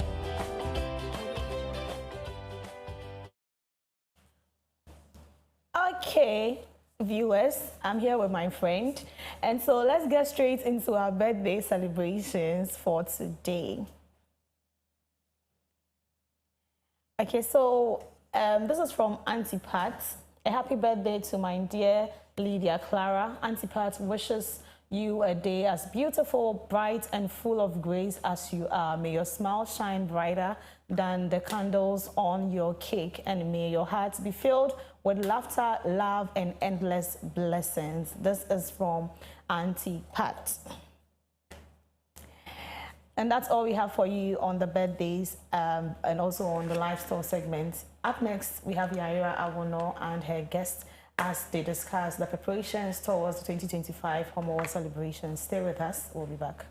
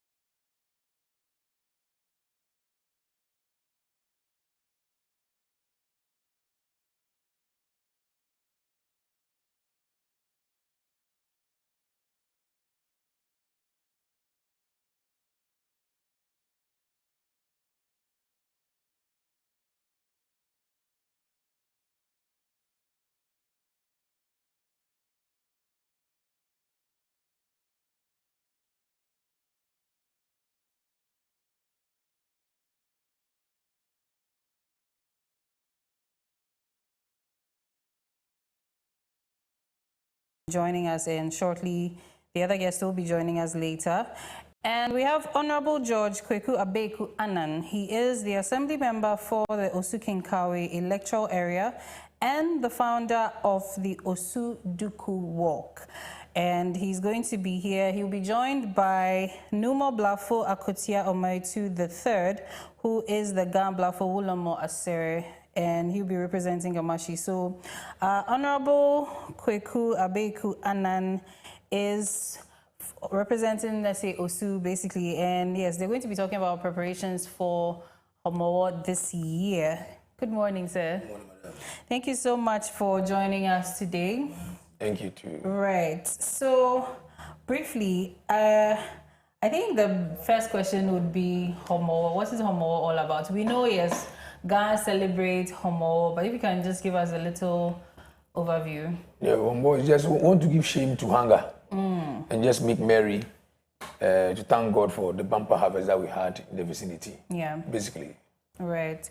Okay, so with regards to, we know you, okay, let me surprise the viewers. So he's the one who championed the Osu Duku Walk, right? Founder of this initiative. So can you tell us a little bit about it? Okay, as I'm a member for the area, we have some unrest on chieftaincy issues. Okay. So with my unit committee members and also the help of a brother in the community, who by God's grace has been elevated, that is Thomas Amakubuafo. We joined hands together. They said, what can we do to our people to bring unity and progress in the community? So we know football always brings people. So we decided that let's go for a walk. So the name Duku in English was scarf. But we believe you use your 10 fingers and your 2 hands to put on the scarf. Yeah. That's the essence of the Duku. That's the Duku health walk and screening. So basically, we need each other. Yeah. I need you, also need me. You part my also part, and then we'll bring progress in the community. Basically, that is the idea of the whole walk. Okay, so how does the walk help with the unity? Do maybe the opposing factions come together to take this walk, or is just maybe one side taking their walk, another side taking theirs? Okay, thank you. Both sides, we have 2 factions. Okay. So both sides come together. You see them, we normally encourage them to be in the front row with other dignitaries. So see them, the A group and the B group, they all walk. Last year was healthy because before they ended, you could see them fostering some kind of handshake. They all addressed the gathering as well. So we are praying that going forward, this year also, we believe and trust God that they all do the same. And going forward, very soon, the unrest, the peace that we are all asking for will definitely come to play. Okay, so how long has this Duku Walk been in? This is the 4th edition. This is the 4th edition. Yes, okay, madam. So what are some of the key achievements you can name after having this walk, introduced? Very well. For the past 2 years, we've been donating blood alongside.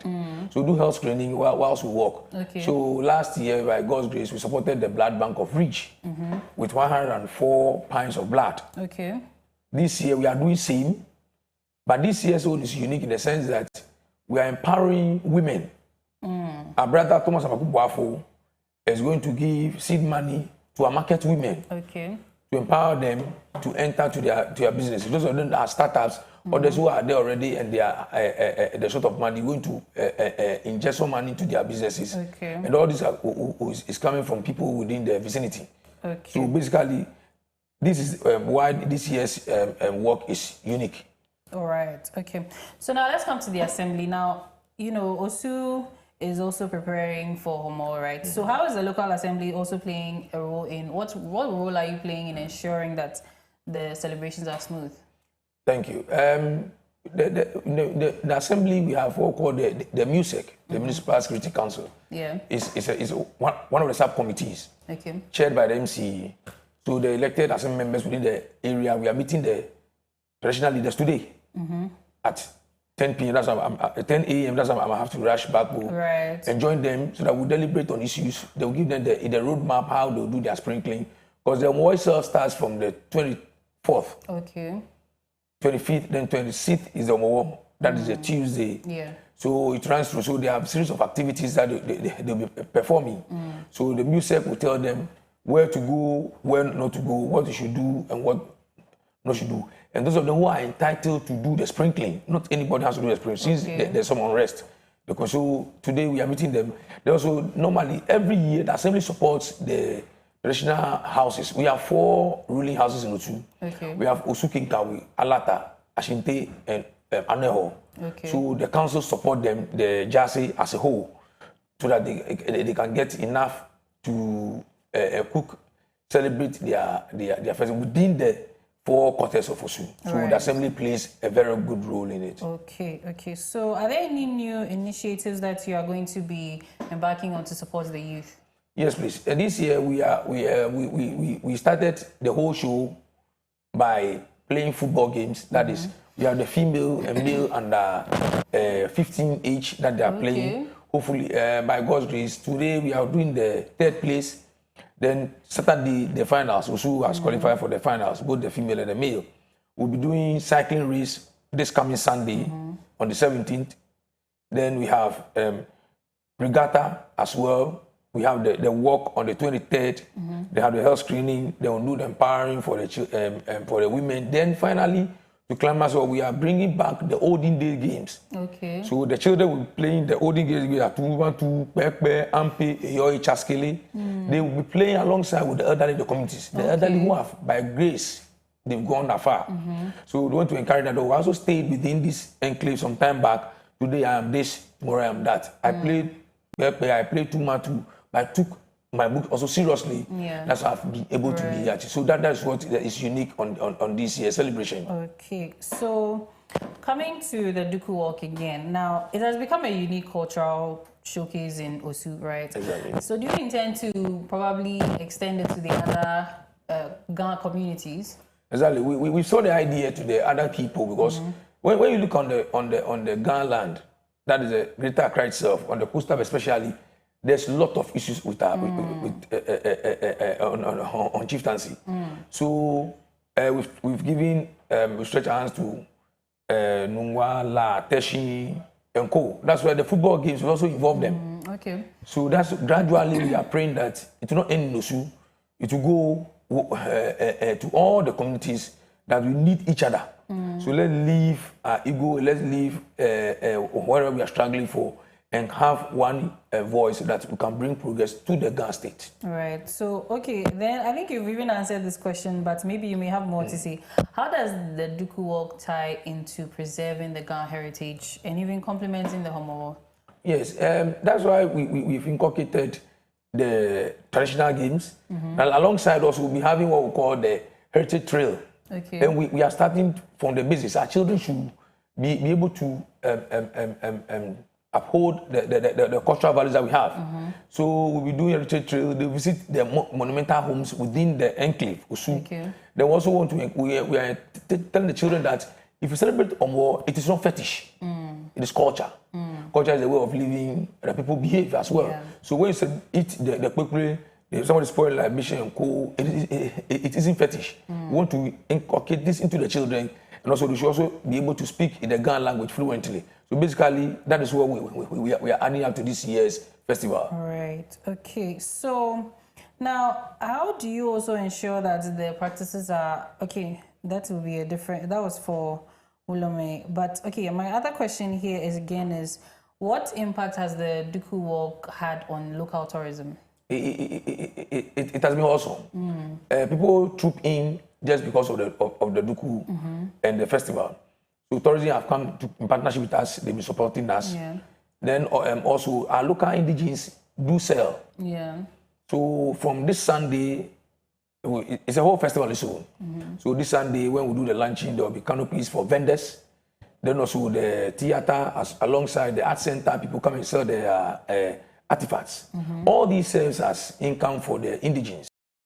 So boosted economic activity. Exactly. Okay. So with the Duku Walk, do you also have people manufacturing dukus and maybe putting Ga Edinkra symbols or something on them? Yeah, what we've been doing is, we before the start of the year, we call all those people into this industry, especially those who are producing these T-shirts, these printers. This is our official logo. Go out there, print, sell on your own, make money. What to get. but make sure the price should be minimized so that everybody can be able to. Yeah. So as a committee, we don't produce t-shirt to sell. Okay. We give now to people to sell. Same as this Juku, people go out there, they go and take it and come and sell to the community. So indirectly, everybody is making money and profit out of this initiative. Okay. So now, let me come to the challenges. What are some of the challenges that the community faces during these festival preparations? One major challenge, because still we are praying for peace. Our elders, you go and speak to A say, why do you speak to B? A before come to speak to B. It's a major challenge. It also makes the work of the committee very difficult. So our prayer is very soon things will end. Secondly, because there are a lot of fashions in Osu, and these fashions have individuals who also form part of the committee. So when say fashion A wants to put a canopy in front of fashion B, he refuses. You have to come in, talk, dialogue before finally. It's also retards progress. Then also on the issue of field, people after selling and co, what they've been doing is when we tell them just wrap off your field, we come and take. The assembly has a taxi that comes to collect. They just leave it there. You have to get people again. So sanitation is also another issue. So we enhance more this time around. We're telling that we don't only share the trash bags to them. After selling a day, just sweep, put it inside. The vehicle will come around and collect. Then also one major challenge is the youth. That during the walk, you see them quote and unquote smoking in the line, which is not healthy. It's not good. So we are warning them this year that we have enough policemen, we have enough soldiers who have come to our aid to provide security.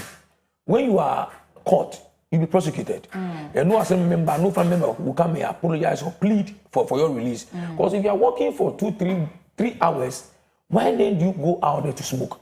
We don't understand. Yeah. And you see people misbehaving. Then one major challenge, because it's a huge work, the whole community becomes quiet. Last year we had a lot of thefts. Yes. Thieves so security came in to steal others, which is not right because they've gone for work. So we are telling them, we are promising them this time around, we have enough security to join the work. We have enough security that we are leaving behind. If we are caught, the law will take its course. Okay.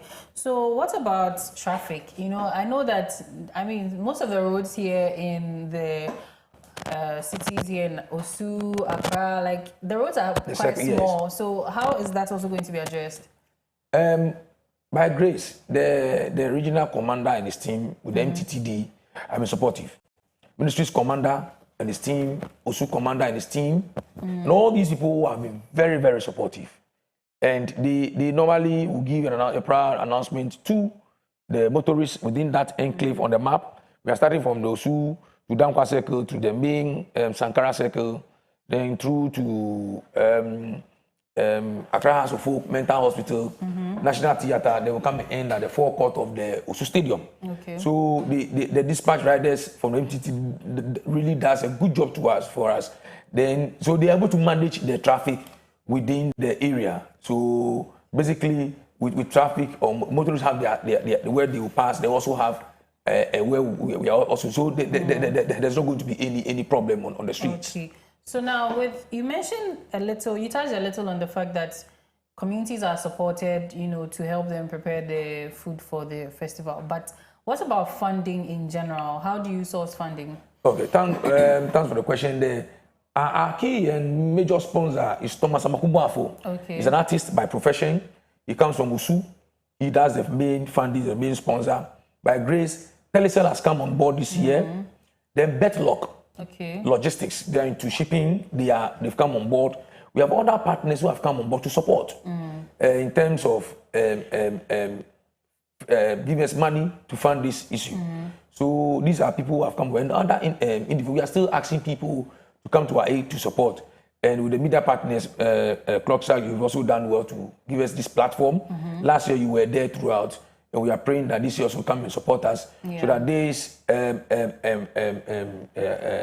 initiative will be heard far and far. Right. Okay. So, lastly, before you go, how do the various Ghana states like the Gamashi, Osula, and Teshi, and the rest, how do they coordinate their celebrations? You know, to uphold the unity in the Ghana community. We have contacts in those areas. So we told them the idea of the Duku, the initiative, the brain behind this thing is what we told them. So recently, last week, the Ghana State did their work. La will be doing theirs, Teshi will be doing theirs. Or they are bringing the Duku on board. But the 23rd is where all of us come together to just say, let's work for unity, let's work for progress. So we are praying very soon. The Ghana State will have one voice so that to bring progress and unity that we are asking for. All right. Okay. Thank you so much. And all right. So we'll be having a show here on Friday and on Saturday to cover the Homo Wars celebration. So do stay tuned for that. Tune in. We'll communicate the time shortly for that. But before you go, what would you like to tell, some of us, we the foreigners on the gala? Yes. What would you like to tell us about this year's Homo War to make us, more interested in coming to celebrate with you? Thank you. I want to entreat everybody that also is peaceful. They should come in their numbers, come and enjoy the rich pupui, come and enjoy the night market, comic domedo. They should all come. They should come. But we just want to have fun, want to make merry. At the end of the day, we are bringing unity within our country. Since you are here, you are not a foreigner. You are part of us.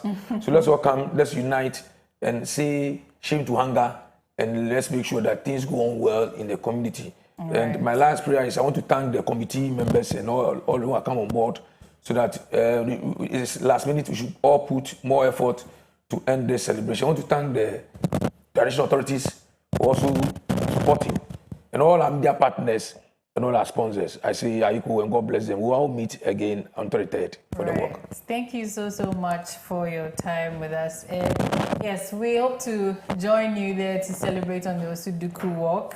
And yes, okay, so the time for the Friday production on the Homo would be at 4 p.m. Yes, so that will be after, we cover the state burial, and then we'll come to Homo. So yes, you can stay tuned. You will learn a whole lot about the Ghana community. We'll be learning about the culture and everything. So please do stay tuned for that. Right now, it's time for a quick break. When we come back, we'll be discussing the tragedy and then honoring the fallen 8. So do stay tuned.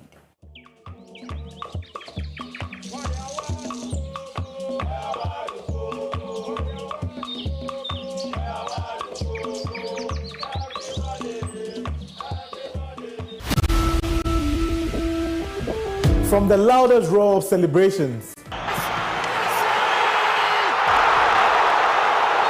to the deafening silence of defeat, we live it here on Clock Sports.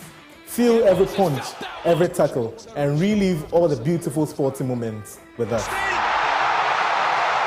Mohamed Salisu pounces for Ghana. Join us on Mondays and Fridays 7 p.m. to 8 p.m. and our midweek special on Wednesdays 1 p.m. to 2:30 p.m.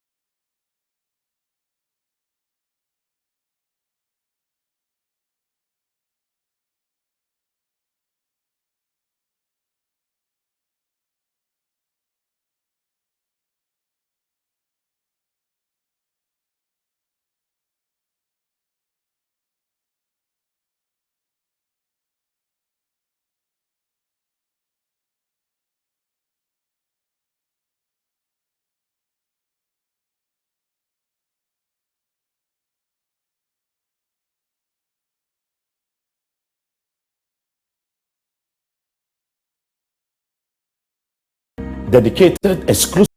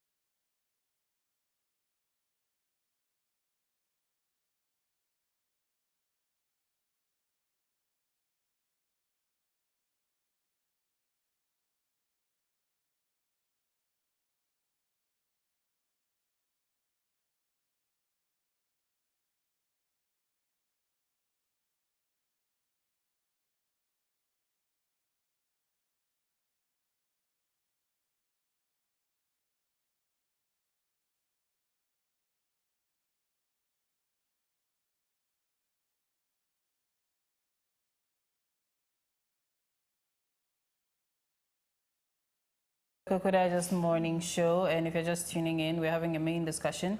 We previously spoke about the preparations of the Homo Festival just before the break, and now we're going to be discussing the burial rites, the funeral rites that we're going to be having for the 8 departed.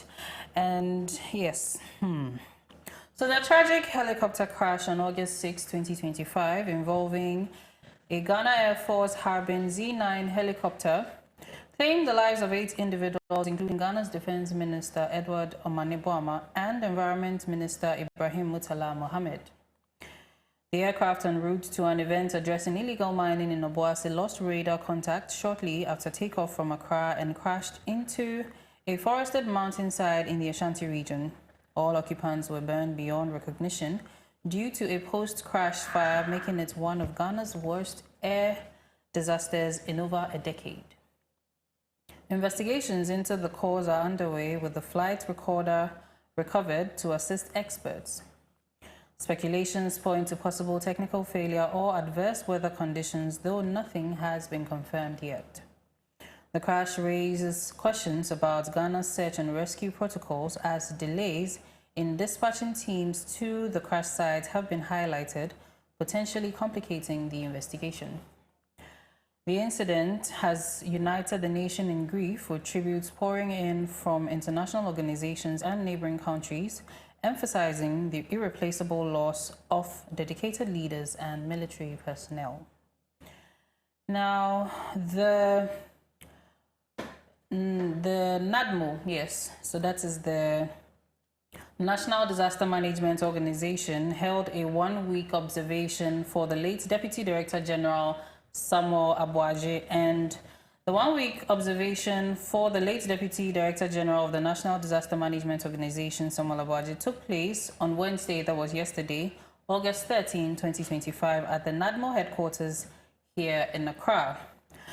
The event brought together staff, dignitaries, and well-wishers who gathered to honor a man remembered for his modesty, competence, and widespread admiration.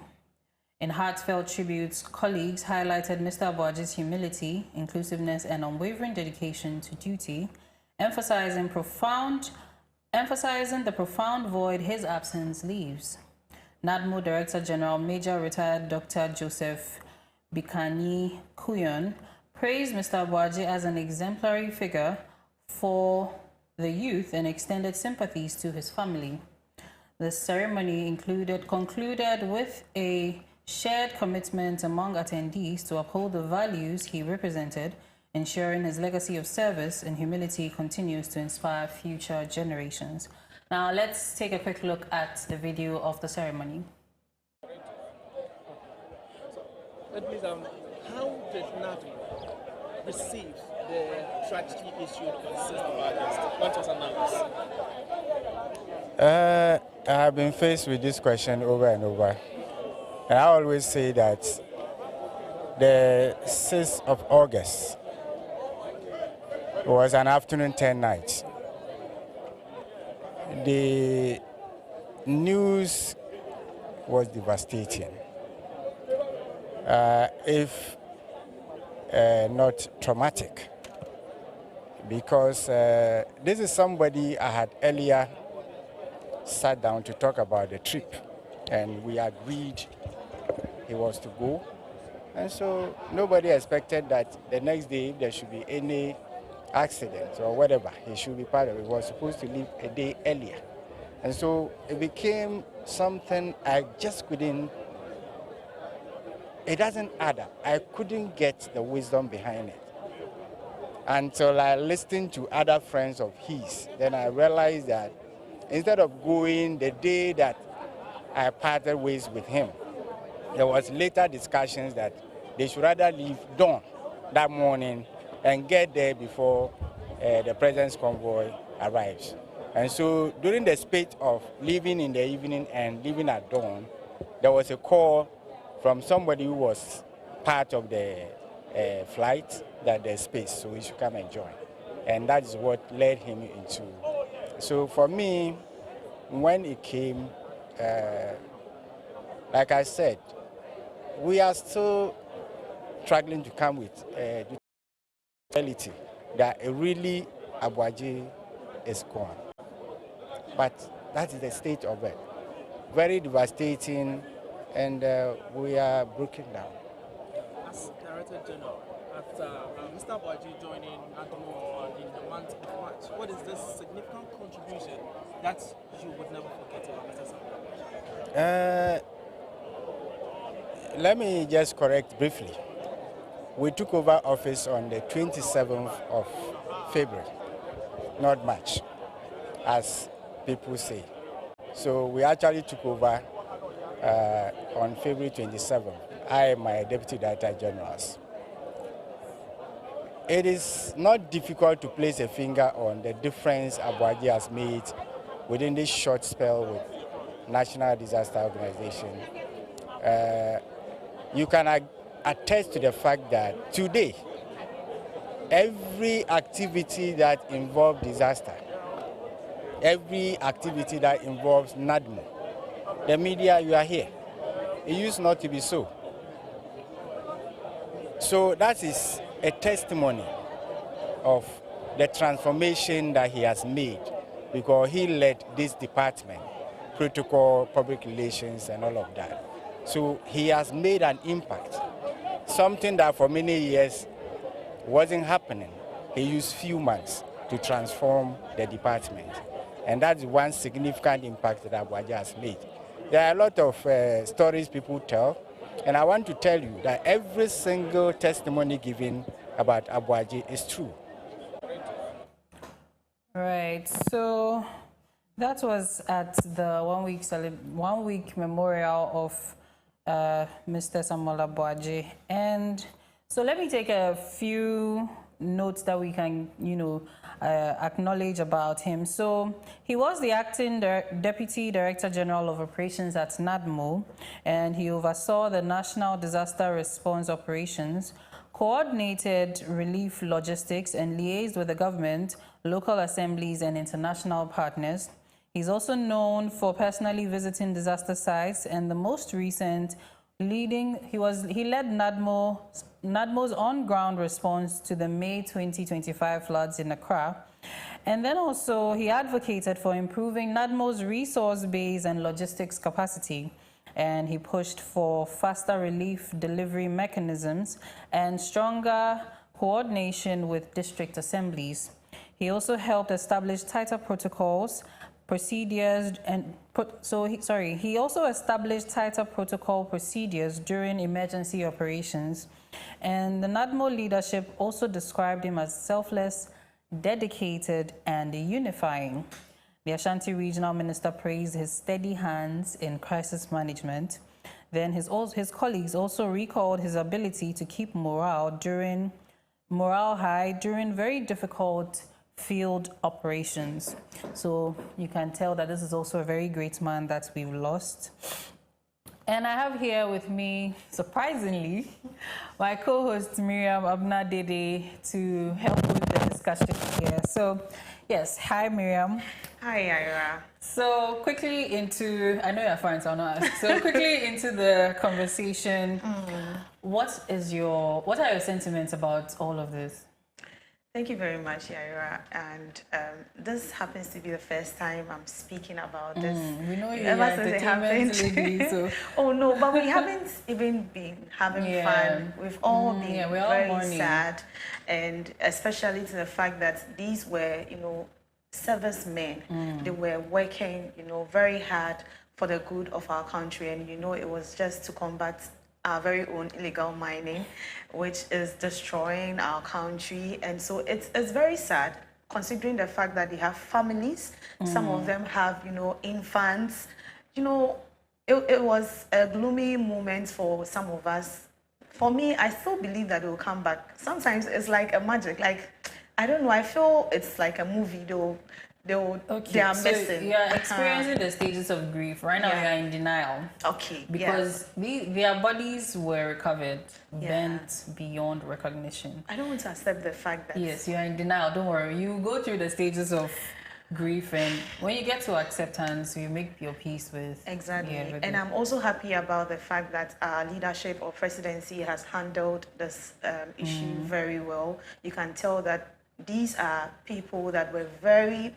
close to the president, helping him in, governing the country and all that. And so he has lost, very valuable assets, close people to him. And so, yes, and considering the memorial services that have been held for some of them, including Mr. Boaje, whom we just saw, is a clear indication that this life, you always have to leave a mark because you don't know when your last is going to be. We all don't know, and considering what all the testaments that the Director General made mention of, it tells us that even in this era where leadership is usually marked by titles and not service, Mr. Boaje's dedication and hard work is a clear reminder that we have to always leave a mark. We have to influence the people around us. We are always not working for ourselves, but working for others. Because I believe if he wasn't a good person, people wouldn't have even gone to mourn with the family.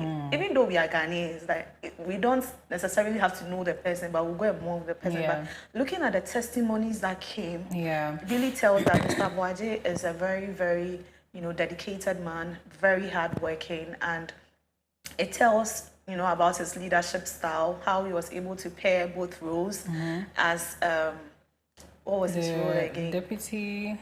Acting Deputy Director General of Operations at NADMO. Yeah, and so, you can tell that he really did well, and he was also a former member of Parliament, candidate for his constituency as well.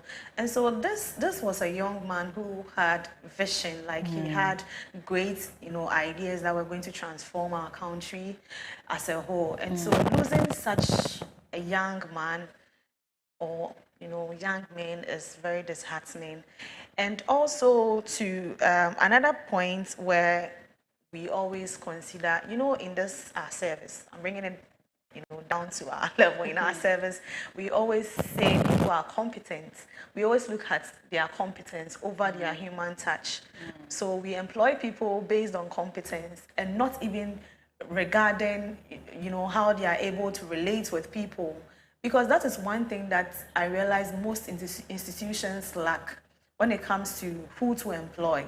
We are always in for, the certificates, the qualification and all that. But how does this person relate with, their colleagues and all? We don't consider that. Mr. Boaje was one person who put aside his, qualification, his rank, whatever, and came down to the level of the people he was working with, had a human touch in his, execution of his duties. And so, yes, these are some of the things we can say, of Mr. Boaje.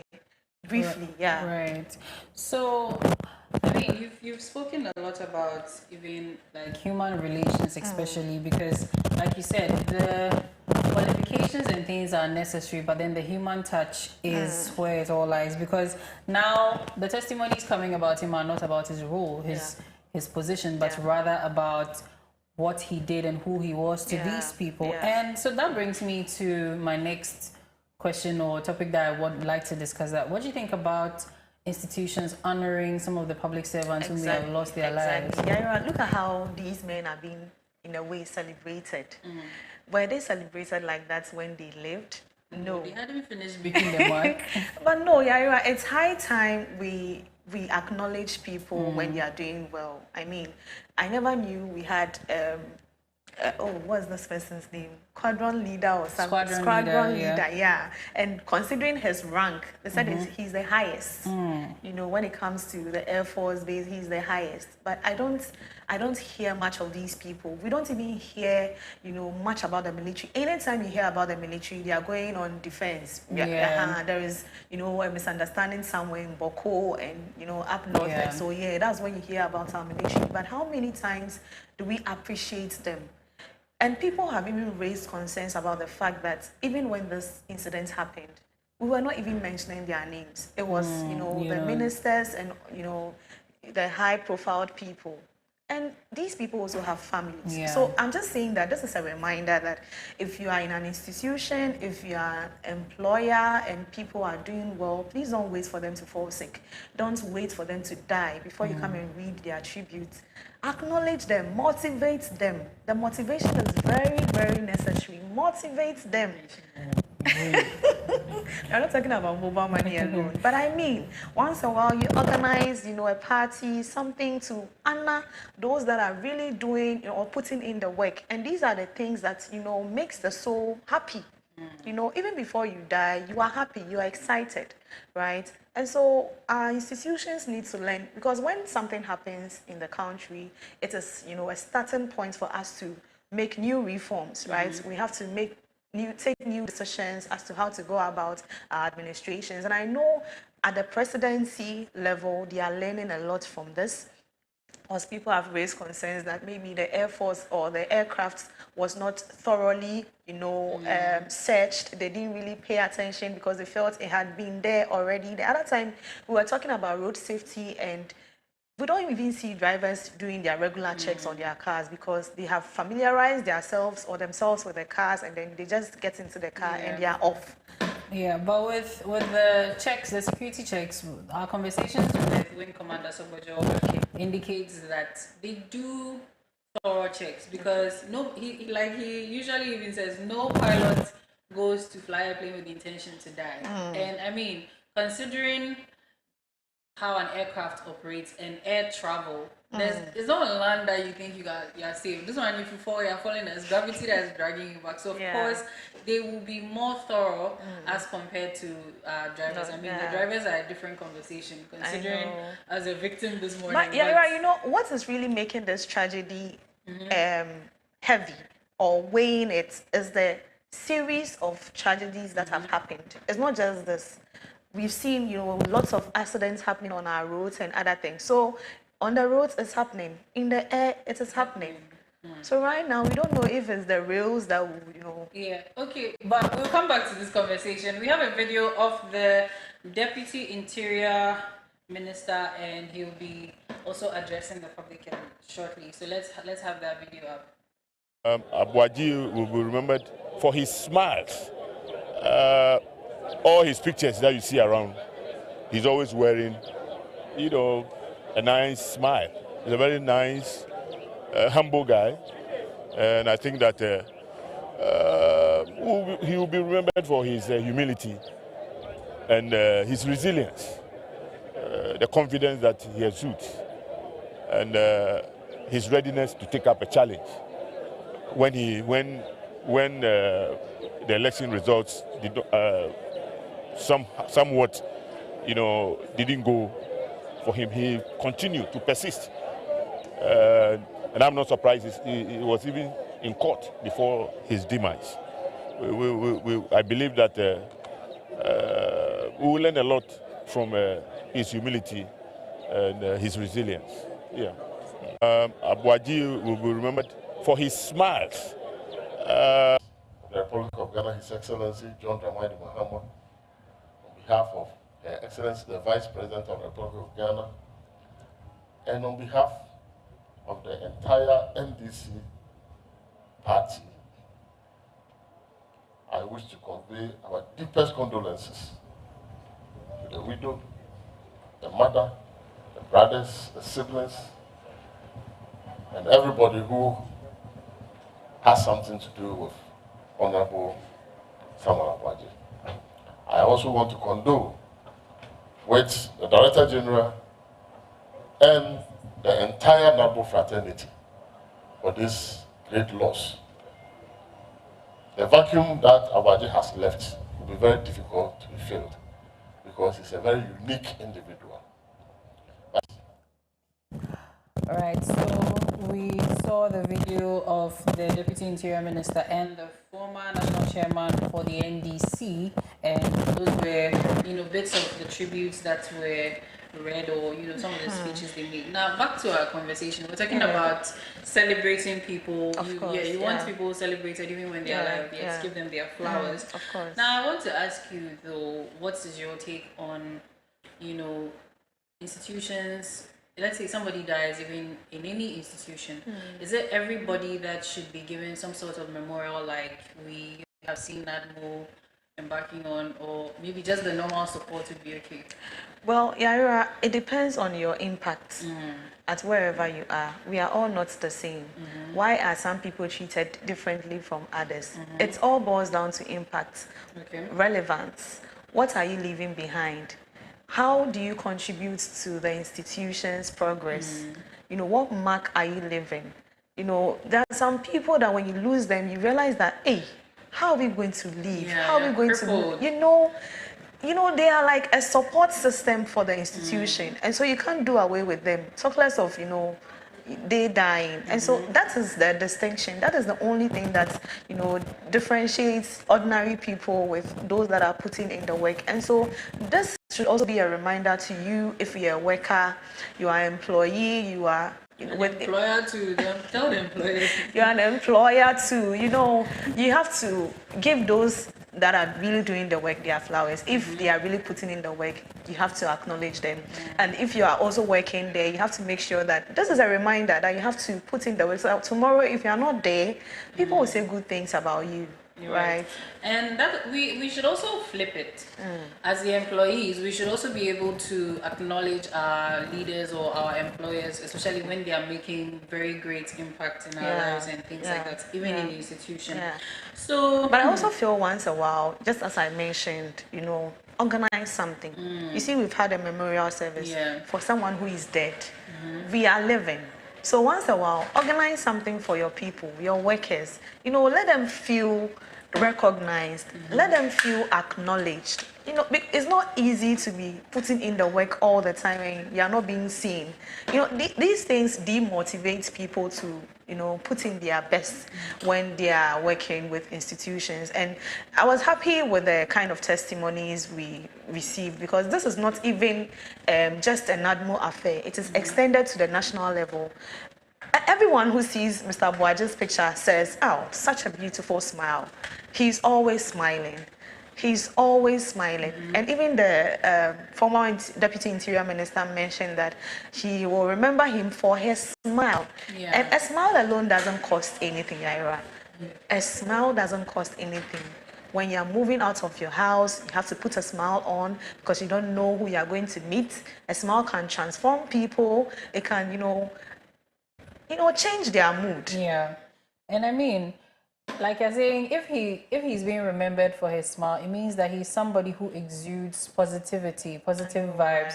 So somebody that once you meet him, whatever negative emotions you're feeling, once you see his beaming smile, beautiful smile at you, you know, it uplifts your mood. You just have a change of mind. So I think it goes to also tell us about our own behaviors towards one another once in a while, or even at all times. Let us try to be more welcoming, more accommodating of others. Every day, if you've left a scowl on your face, I mean, some people might be remembered for that, maybe this person who passed, he was always frowning, and so even people will not feel as compassionate, when you are always the kind of person who is unapproachable, is not amiable to others. So I think this is something we can also learn from them. Now, do you think that NADMO can carry forward some of his values that he was actually, or some of the reforms that he was championing? Do you think they can? Of course, Yaira. I think that is one of the best ways he will be well remembered. I mean, that's the best way, we would appreciate Mr. Boaji even better.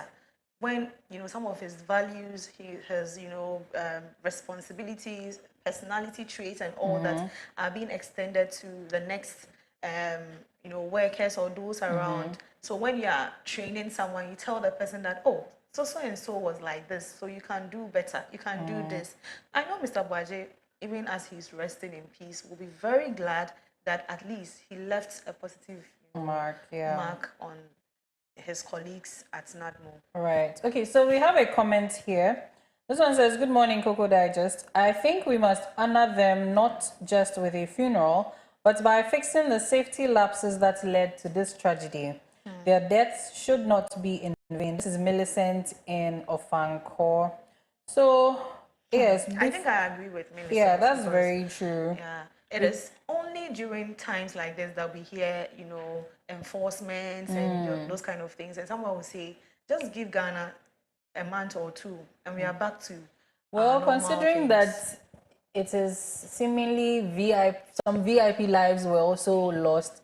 It may cause the leadership to be a little more, what's the word I'm looking for? To be more proactive as opposed to, you know, the lay citizen.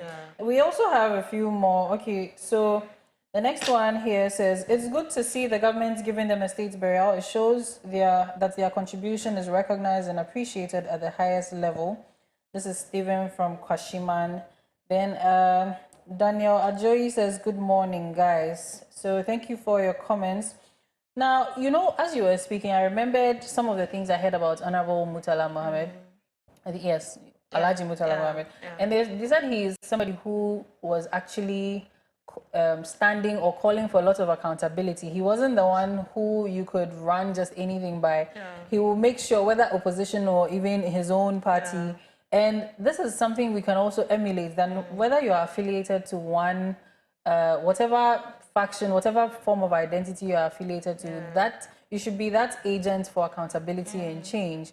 Because I remember somebody termed it as a thorn in their flesh, that he's not somebody that just because, you're my co-host, so anything you do, go, I know, right? And that even influenced his appointment because as environment minister, you have to make sure that things are being done well. You remember back in secondary schools, the environment prefects, they are more than school prefects. If you haven't swept your plot, they will deal with you. So, I mean, he was the right person for the job, and losing such a man, it's so sad, Yaira. No amount of emotions or words can express how, you know, losing these lives feel for Ghana as it stands now. We don't even know who is going to replace these men because they were just the perfect, you know, fit for their positions. And so, and still on Honorable Murtala, he's a very religious, or he was a very religious man. We have seen a couple of his videos where he was reciting the Quran. His wife is very peaceful, a very loving man. The other time I saw a video of him praising his wife. Hardly would you see men, you know, praise their wives, but he was doing that. And Tyra, what did this man do to deserve this? But who are we to question God? I don't think it is by any of their actions. I know, it is an accident, and God will definitely console everyone. Yaira, on the matter of consoling, I have a little concern, which has to do with the kind of misinformation and disinformation going on. Okay, before we get into that, my producer says we should call for the video of the family. Then we wrap up with that. But before we call for the video, we have another comment. It says, my heart goes out to the families. May God give them strength to go through this difficult time. We are all standing with you. This is Irene from Kumasi. So now let's take the video of the family at the memorial.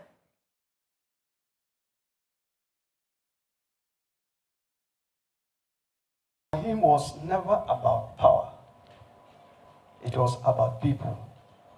He stood as the NDC parliamentary candidate for Obuasi East in 2020 and again in 2024, winning the hearts of his constituents. Even when injustice threatened to steal his victory, he held on with patience and dignity. His appointment as Deputy Director General of NADMO by President John Dramani Mahama was a testament to his leadership and service. There came a day when we will never forget, Wednesday, 6 August 2025. The morning began like any other day until news broke of a helicopter crash. We prayed the rumor were wrong. We prayed his name will not be among those who had the crash. But the heavens had other plans. Abdul's earthly journey ended that day, and the shock still grips our hearts. He leaves behind his beloved wife, Abigail, and two beautiful daughters. Yes, this is very, very sad. It's like it gets sadder by the day. I was surprised at the word you just said because I haven't heard that in a long while. What? We always hear sad and then saddest, but we don't hear of the Sadder.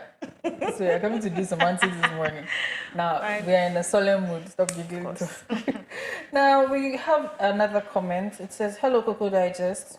I hope the government continues to support the families after the funerals. Mourning ends, but the needs of the children and spouses remain."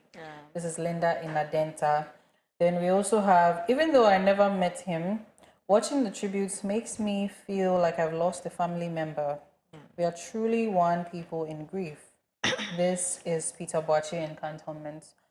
Thank you so much for your comment. I'm emotional. I know, right, Ira? It gets, emotional by day, especially when you see the kind of comments people are passing on social media. It's so bad. I mean, nobody wishes, death for even their enemy. And so if someone is dead, I think the best thing we can do is just, if you don't have anything to say to the families, just keep quiet about it or pretend as if nothing has happened and move on with your life. I don't know why people are on social media trying to prove a point. I think most of them are just trying to make content to make money.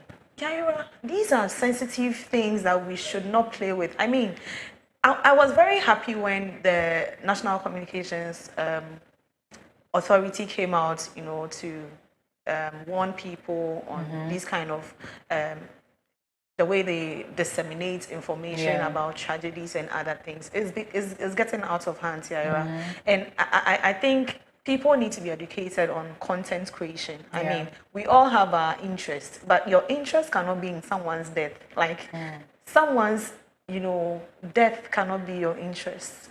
And it's so sad when you see people making videos. And I was happy when 2 people were arrested yesterday as they threatened or they were expressing that they expected the president to be dead. Or someone even said that their target was the president and also the first lady. What do you even mean by that is your target?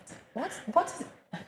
I mean, these are the people that need to be arrested to assist in investigations. Because if you are saying your target is the president, then it means, in a way, you know what is going on that we don't know. Physically, spiritually, maybe there is something you're not telling us. And sometimes you go and try to find out the basis for such hatred, and it is just affiliations or 1 or 2 comments or 1 or 2 actions between 2 dignitaries you have absolutely no relation to. You have not met anywhere. They don't know you. They don't even know what you look like. So yes, at this point, they expect that their affiliated parties or leadership in those parties will come and then, bail them or, that kind of thing. And that is when they will get to meet their role models and other things. I was very happy when the executive secretary of ClockSAC, when he went to, express his condolences to the families and also lay his wreath, made mention of the fact that he wishes that our governance becomes, a union government where all political parties come together. We just have one leader. We don't have political parties. And I think I agree with him. Although it looks, impossible. Anything is possible though, but... Because this so-called democracy is not really helping us. This is a whole different conversation that it will take away the idea, because right now we have, playing the wreaths being laid by the various services. We had, I think we first had, before this one was the fire service. I think this may be the ambulance service. No, this is a prison service. Okay, prison service rather, yes. And so they are also honoring Mr. Samuel Abuaje as well. Now, while we are watching that, we have more comments. This one says, Ghanaians know how to honor the departed with dignity. I hope the ceremony reflects our culture and the values they stood for. This is Eric. Then, good morning, Koko Digest. I'm glad you are touching on this topic. I just want to say only God understands why this happened. Let's trust his plan and pray for peace in the hearts of everyone affected. This is Hope in Kaswa. I know, right? this is very, very, very sad. It's a very sad moment for Ghanaians right now, and especially as the final funeral rites is going to be held tomorrow to, you know, seal everything. 2 has already been done for our Muslim brothers, and the other 6 are going to be laid to rest tomorrow. And so tomorrow is really going to be a mixture of feelings. I mean, how many feelings? Grief. Grief. Grief all we are over, all going to be because very 8 sad. families have been affected. I think we should now even try to talk about the cancer that is Galamsey. Of course. Because all of this happened because the president decided to start an initiative that would help divert people's attention into a more sustainable or a cleaner way of mining. If Galamsey was not in existence, if it was just the usual artisanal small-scale mining, this would not have happened. I mean, Yara, the issue of Galamsey, the least said, the better. Because it is not today we started talking about Galamsey. We have been talking about it over and over and over and over, to the extent that lives have been lost. These are not even the first people who have died as a result of Galamsey. We were here when a soldier was killed. Yes, Major Muhammad. May his soul rest in peace. Just because he was, you know, trying to fight this same Galamsey. And so, I mean, the people involved in illegal mining should bow their heads in shame. They should really, really feel guilty for what has happened to our 8 gallant men. I don't know how they take it, but I mean, they are a major cause of why this happened. Even if it's spiritual, it was because they were coming. I don't believe no, it was spiritual. because they were working towards stopping illegal mining. That was how come this happened. If they had stayed in their house, maybe God, I know, maybe 10 years or 5 years would have been added to their years or something. Oh, they would have probably lived fuller lives than. So yes, if you are involved in illegal mining, then you have to be really, really ashamed of yourself, because why would we keep talking about one thing and you don't want to put a stop to it? Think about your children. Think about the next generation. What are you leaving for them? If your child goes to drink, you know, those the contaminated water, would you be happy? No. As for the Galamsey issue, I think, as you're saying, they should just, you know, try to do their best to eradicate it. All this funding, it should stop. I mean, there are people with money who are funding this, and this should be an indicator that, I mean, time is up for that. Time is up. Anyway, we have a video of our colleague Peter at the Black Star Square, and let's take a look at that. So I'm currently at the Black Star Square, where the interdenominational barrier of the fallen heroes is scheduled to take place, God willing, tomorrow. This is a state barrier, so I'm here on the ground to find out how preparations are going so far. And as you can see, if you take a look at around, the preparations are ongoing. There are canopies mounted, there are people around, and the Ghana Armed Forces is also briefing the media about the protocols, what they are expected to do, God willing, tomorrow when they come to the funeral grounds. And as you can see, yes, preparations are underway. People are here working tirelessly to make sure that they prepare the place for, God willing, tomorrow. Yes, and as you can see, yes. Yes, so like I said earlier, they're having a press briefing, and they're giving out the protocols, what the media is expected to do when they come here tomorrow, and the time frame for the funeral is expected to take at least 3 hours. Yes, and so they've given out some protocols, which of course we'll be sharing with you viewers as well. And so currently, that is what is currently ongoing. And you can see some military men around also ensuring that everything is intact. You know, in times like this, the most important thing is the safety of the people who will be coming around. And the Ghana Armed Forces has assured us that they have measures in place to make sure that everyone who comes around is safe. And so currently, that is what is ongoing. It's all about the preparation for tomorrow's interdenominational barrier of the fallen heroes. The service would largely be a military service. It will be conducted by the Ghana Armed Forces, and there will be three parts to the funeral program. We would have the pre-burial service, during which period some tributes will be read. We would have Quran recitations during that period. And the second part would be the main funeral and burial service. The pre-burial will start from 7:30 a.m. and would continue to 9 a.m. We expect Her Excellency the Vice President to arrive at the funeral grounds at 8:50 a.m. in the morning, and that will be followed by His Excellency the President at 9 a.m., where the state service will then begin. The service is programmed to last for approximately 3 hours, during which period we would take the biographies of the departed 8 colleagues, parents, siblings, and colleagues. After the biographies, we'll take tributes from the widows and then also tributes from the children. There will be other tributes that would be read by some senior government officials. All institutional tributes from the various institutions that our departed comrades work with or associated with will be read during the pre-burial period before 9 o'clock. After the service, the bodies of the 6 that are yet to be buried would be conveyed to the military cemetery at Chado for burial.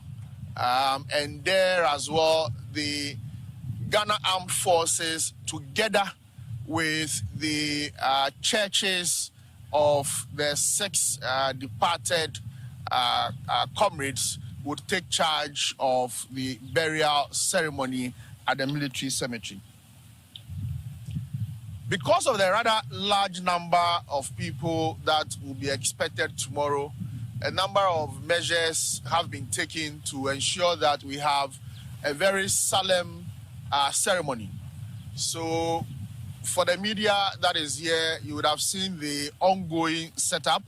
We are trying our best to provide as many chairs as we can to accommodate the thousands of people that we expect to join the various families and the government officials here for the service. We are going to label the various canopies appropriately to accommodate those who will be coming. We entreat the public who would want to join us for the service to arrive early and collaborate with the protocol and security officials on ground to assist them to sit. We do not expect people to be crisscrossing the inner perimeter before and during the service. The inner perimeter is going to be locked out to mourners, and the mourners are expected to remain under the canopies for the service. When you come in later today or early tomorrow morning, you would notice the labelings that will be on the various canopies indicating where people are supposed to sit. There will be heavy security deployment, obviously not because the president and the vice president are here, but also for the safety of all mourners that are going to be here. We therefore entreat the mourning public to collaborate with the security officers as it relates to their walking in, their parking, and others. If you are driving in, you will be required to alight at a specific point and walk into the mourning zone, and your vehicle can be parked at a designated car park. If you are driving yourself, then you'd have to go and park and come and walk into the service area. For the cemetery, arrangements have been made to provide buses to convey the families that would be heading to the military cemetery. The idea is to reduce the traffic en route to the cemetery and also manage the traffic at the cemetery.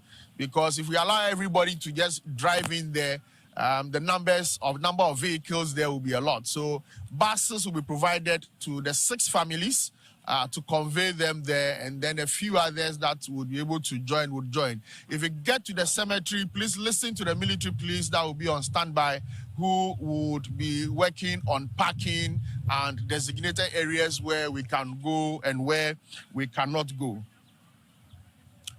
With relation to the media, I believe that a statement was issued earlier by the Minister of State for Government Communications on arrangements that have been made for this service. And media houses and journalists were required to apply for accreditation.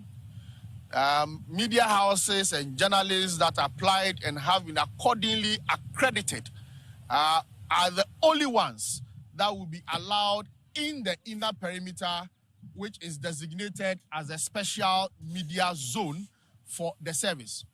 And that accreditation is for only camera holders, video camera operators, and photographers. They are the only ones that are going to be allowed in the inner perimeter. Reporters and others are not going to be in the perimeter.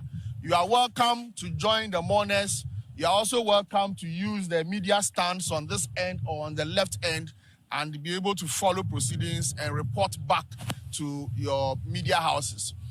Allocations have also been made for audio feed to my right behind the stands for radio stations that want to set up for their outside broadcast from here, set up their studios for outside broadcast. You are welcome to set up there and you have audio feed for your work.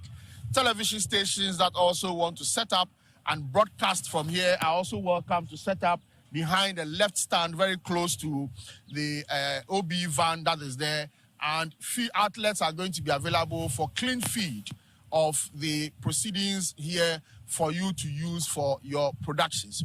What that means is that your technical teams that are going to be working at the outdoor broadcast locations do not need accreditation. They are welcome to come in and be there. It is only camera operators that would come into the middle that would require accreditation, and they must have it, and we are going to enforce it religiously. The live feed for this program is being centralized, as we've done in the past. So you can get the live feed from the van, and you can go live from there, or you can also choose to just pick the clean feed from the outdoor broadcast channel on the DTH decoder and reach out to your viewers at home or in their offices. We expect that we would all comport ourselves, we will respect the guidelines. We do not want to see tomorrow anybody holding a phone or a monopod and struggling to chase people, chase mourners as they are coming in to come and sit down. We expect a very high level of decorum and solemnity tomorrow morning. And if you are given an accreditation to be in the inner perimeter, do well to come in early, check your audio, ensure that you have the required audio feed that you need, and then also check on the TV feed and be sure that you are okay before the service starts at about 7:30. At this point, I would invite the Air Commodore Okai from the Ghana Armed Forces to provide a briefing on the ceremony, what they are going to be doing as it relates to the military service that we will be holding here tomorrow. Right, so that was a press briefing, from Stan Dogbe, the Deputy Chief of Staff in charge of operations. Now, we are wrapping up. It's quite sad. And tomorrow we're going to be laying these 6 now to rest. And so we have a few more comments, so I'll take them, then we wrap up quickly. So this one says, this tragedy should make us cherish life more and treat each other better. None of us knows when our time will come. This is Ellen White in Soweto. Then this one says, hi, Aira. I want to ask if we can create a National Remembrance Day for those who lose their lives in the line of duty. This is David in Odoko. Then we can't only mourn, we must also investigate. How can we ensure This never happens again. This is Kingsley Ado from La Paz. Thank you so much for your comments. All too soon, the show has to end. Our time is fast spent. So, Miriam, I mean, you haven't given your last words or, you know, what you genuinely feel. I mean, you're a media person too, so I'm sure you have something to say to the media people, the citizens, and all the mourners. I mean, Yaira, lastly, I would just like to say that we should be decorum with the kind of things we post out there. We should always consider the feelings of these families before we say anything, because it's either, you know, increases the pain or, you know, it intensifies the pain they are feeling, which is not good for them. And so, yes, we should look at that. And I'm also happy about not happy, I'm using the wrong word, about the fact that the arrangements are being put in place for the last burial, which is tomorrow. And so we should all take note of the protocols that have been relayed, and then we'll go by them. Yeah. All right. Thank you so much. And of course, Clock TV will be bringing our viewers live coverage of whatever will be happening there. And so, yes, we'll be streaming live and also on TV. Yeah. All right. So tomorrow morning, we'll also have an in-studio discussion, and we'll be intercutting with the live feed from the burial grounds as we finally, you know, lay the departed to rest. This brings us to the end of the Koko Digest Morning Show. Thank you so much for your time, and thank you for joining hands to make this show a success. And we say again that our condolences go to the families of the departed and to their loved ones and the nation as a whole. May their souls rest in peace. We'll see you bright and early next Tuesday on the Koko Digest Morning Show.